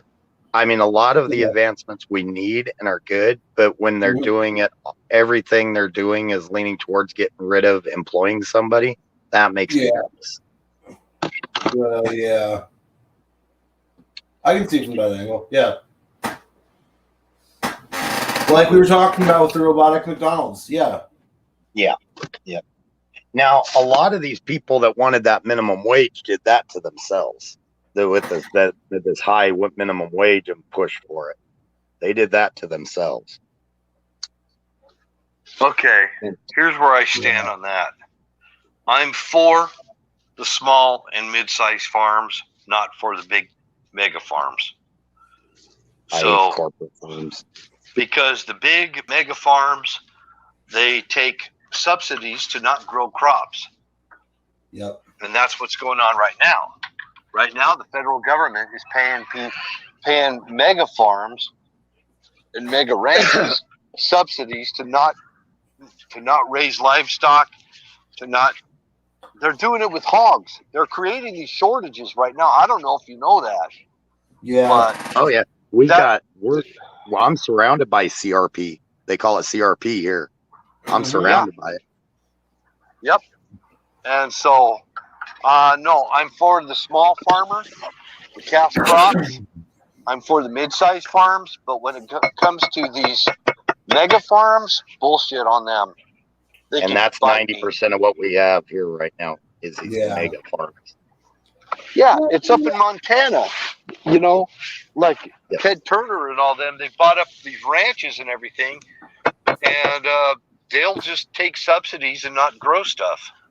Oh, and they get, even when they are growing everything, they get all the subsidies. The little farmers don't get squat. It's the big farmers that get all the extra That's my subsidies. point. Yep. Exactly my point. You're saying exactly what I'm saying. Yep. It's frustrating. It's sickening to see here because a lot of the little guys, then they go broke. And there's constantly little, 1,000-acre, 1,200-acre farms getting sold to these big corporate farms. We've literally got a teachers union that owns about 10,000-acre farm. Oh, wow. I didn't even know that was illegal. There's a huge difference from subsistence farming and subsidy farming. So you got Wizard over there. He's actually a farmer. Yep. It's a small farm. He's subsistence farming is what he's doing. And he can actually produce more than what he needs to create a surplus so he can sell it at a market. But the markets are so screwed up right now, he'd never make enough money to do, in farming, being a small farmer. So, the big mega farms have just really destroyed the small guy. And the federal government is subsidizing the mega farms and not the little guy. So, yeah. Am I against the big equipment? Yeah, I kind of am. Because I'm against all the big equipment for the simple reason they're over producing product and not giving the earth, the ground, a chance to reprogress to where the vegetables and all the stuff that's coming out of it ain't no good. It ain't giving us our protein and giving us our stuff. Right. They don't do proper crop rotation. They don't let the land rest like the Bible says. You have to let the land rest every 7th year. Yeah. They don't. So the land is just worn out. They have to add Monsanto products and fertilizers. None of it's organic. They have to add all that to get it to produce anything. And that's the reason why the one program thing that I watched, it said nowadays from 1 carrot that you used to get the vitamins and everything out of 1 carrot with the way it was raised 50 years ago. Yeah. It takes 100 carrots to get as much vitamins out of that 1 carrot. It takes 100 of them now to get the same nutrition out of one that was 50 years ago. That's why I think the genetically modified stuff is a catch-22, because without some of the modifications, some of the light modifications they made that were like pest resistant and stuff like that, some of the lighter ones, and they all got caught up in that too. Without that, they have to now start, and you saw it big time here about 2012, 2013. It started getting bad again with the pesticides and herbicides. They started nailing all these fields with all the chemical again when they lost a lot of the contracts because people stopped buying the anything that had any type of GMO, and some of them were just like pest resistant, modifications and stuff. Now you got Monsanto. They come out and say, "Oh, here, buy our seed," right? Yeah. You can grow corn. Well, you know what they can do to that corn? Monsanto can actually. They found out a way for corn to produce its own nicotinoids. Make it addictive. So that Monsanto is playing bad games. not to make it addictive, but nicotine is actually insecticide. It's a natural insecticide. Huh. So they sell you this nicotine freaking corn seed. You plant it and it grows corn, and it doesn't get corn borers. That sounds like that Simpsons episode where Homer crosses the tomato and the tobacco plant and calls it tobacco. Tobacco, I remember that. Yeah. Speaking of tomato, an interesting thing: tomatoes, the acidic value of tomatoes actually hurts your body's production of collagen that keeps the elasticity of your skin strong. And so they say you can eat tomatoes. They say just not to eat excess amounts of tomatoes because it kills the I can't remember what produces the collagen, but it kills what produces the collagen, the natural collagen in your body. Oh wow. So they say not to overindulge on tomatoes. I take collagen supplements and I eat heirloom tomatoes. Nice. And the Native Americans, or I guess the Native South Americans, because they came more from South America, they used to believe that tomatoes were poisonous. They didn't eat them. And when Columbus brought them back to the New World, that's when they became really commonly eaten. The Spanish thought they were poisonous. Not the Indians. The leftovers of the Azteca tribe. The Aztecs raised tomatillos before the tomato. You know what a tomatillo is? They're like a tomato, but they're wrapped in a husk, right? They have a husk, yeah. Yeah. I make salsa out of that. They're also not as acidic. Yeah. Green tomatoes, if you pick them before they're green, they're a lot less acidic. And see, I used to eat ketchup on everything. And with a lot of the chemicals they add to the already acidic value of tomatoes, I guess ketchup is really bad for you. Yeah. Sugar, the sugar in it, and the vinegar and the salt and everything makes ketchup bad. Yeah. In little doses, a lot of those things wouldn't mess with you, but the high doses that they put in it, and not to mention the preservatives, See, that's why I quit drinking soda pop, is because of the preservatives, the type of preservatives they use in a lot of it. When I was a little yellow kid, mustard isn't too bad for you. It's good for you. It's full of turmeric. Yeah. The yellow color in yellow mustard is turmeric. Now, when you get into Heinz and stuff like that, the odds are they add a lot of preservatives and stuff. Yeah. I don't know. Read the ingredients, and then you'll know. Well, ground mustard seed in general is yellow too. So there's so few ingredients in mustard, in yellow mustard. I like my mustard, so I got some here. Brown mustard seed, salt, water, vinegar. That's usually what it is. Oh, this is French's. Mustard is one of the few things that actually is good for you and not bad for you. Yeah, actually, I was told when I was doing weightlifting before, I had a trainers. My trainer would say, if you get sore muscles, just take a spoonful of mustard and eat it, and it'll help with cramps and stuff. Exactly. Yep. And if you ever try mustard leaf on a sandwich, oh my gosh, it makes the sandwiches awesome. Oh. Well, in French's mustard, apparently, the only preservative they have is salt. Yeah. Yeah. So French's mustard at least is good. Natural like mustards, like sauce mustard, is like the common mustard is ground mustard seed, salt, water, and vinegar. And celery, if you eat celery, it actually takes more of your calories you have to burn to digest the celery. So the calories you get from celery are less than what it takes you to burn it through the digestive process. Yep. Oh, wow. And Celery, chewing it because you're burning calories while you're chewing it. It will make you lose weight. So if you start eating celery, oh my gosh, you will start losing weight and you won't be hungry. The only food that is actually a net negative on caloric intake is celery. Yeah. Yep.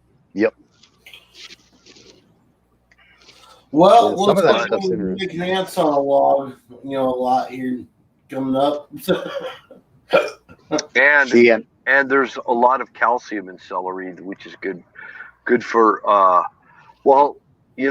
actually the way celery looks when you cut a stalk of it, the look of it, the Chinese believe this too, is that it looks like what it does for your body.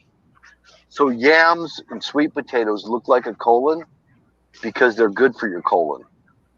And celery is good for your tendons. Your tendons and your muscles. Okay. Yeah, really, really good. It's like nature telling you what this plant is for. You just look at it and you go, that's what it's for. That's kind of cool. I didn't do that. I eat a lot of celery, but unfortunately, I eat it with like either a spiced dip or with peanut butter on it. Hey, that peanut butter's protein, though, bro. Yeah, true. If it's because there's different types. There's some I would use some a of natural the peanut butter instead of Yeah. And turmeric and ginger are so closely related that they actually will cross pollinate. Really? Yeah. Huh. So turmeric, and they have a lot of the same properties. Some a little bit more of one thing, a little less of another, whatever, But ginger, the one thing about ginger is good for your stomach and your digestion. Yeah. And it also purges parasites. So it's also got some of the anti-inflammatory properties that turmeric has. Ginger does. So my mom, they're both a win-win. My mom, for all of her canning, she grows her own garlic, her own mustard, she grows everything for her canning. Wow. Awesome. Everything she puts into it. Something I just found out a couple summers ago is that cilantro, once it hits seed form, it's no longer cilantro. It's turned into coriander.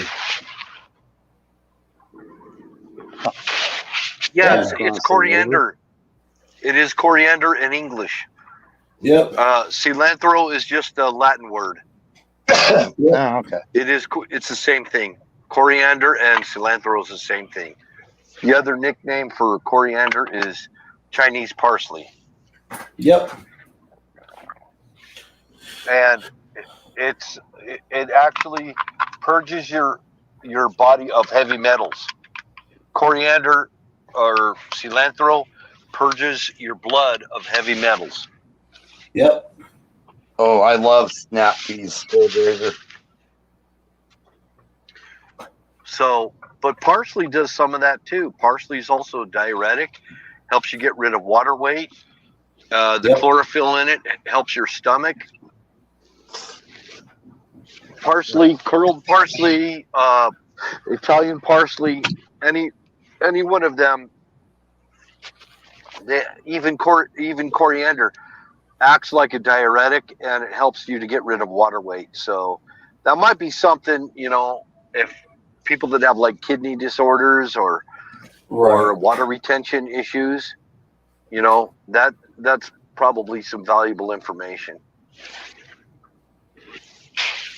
All right, guys, I got about 15 more minutes in before I've got to call it. I got to be up early, take care of the house, and then get ready for the concert later in the day.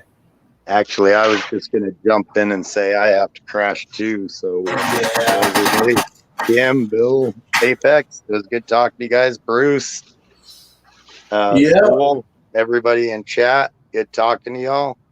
We'll chat with y'all later. Yeah. Have a good one.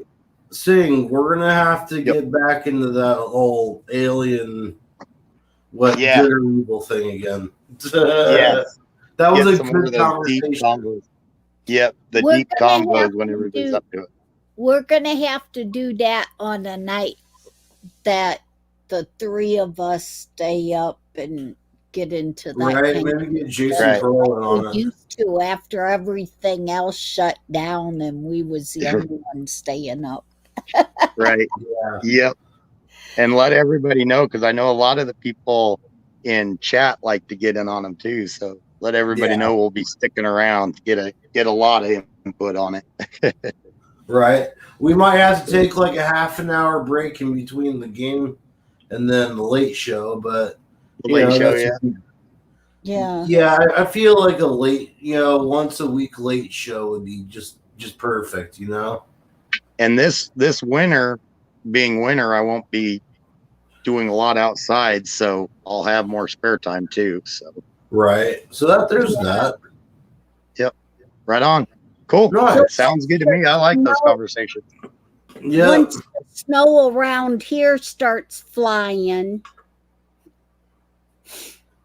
then it would be time to do a late night show like that because we'll be having time. Right. Right. Yep. Won't have to be up as early. Won't. Yep.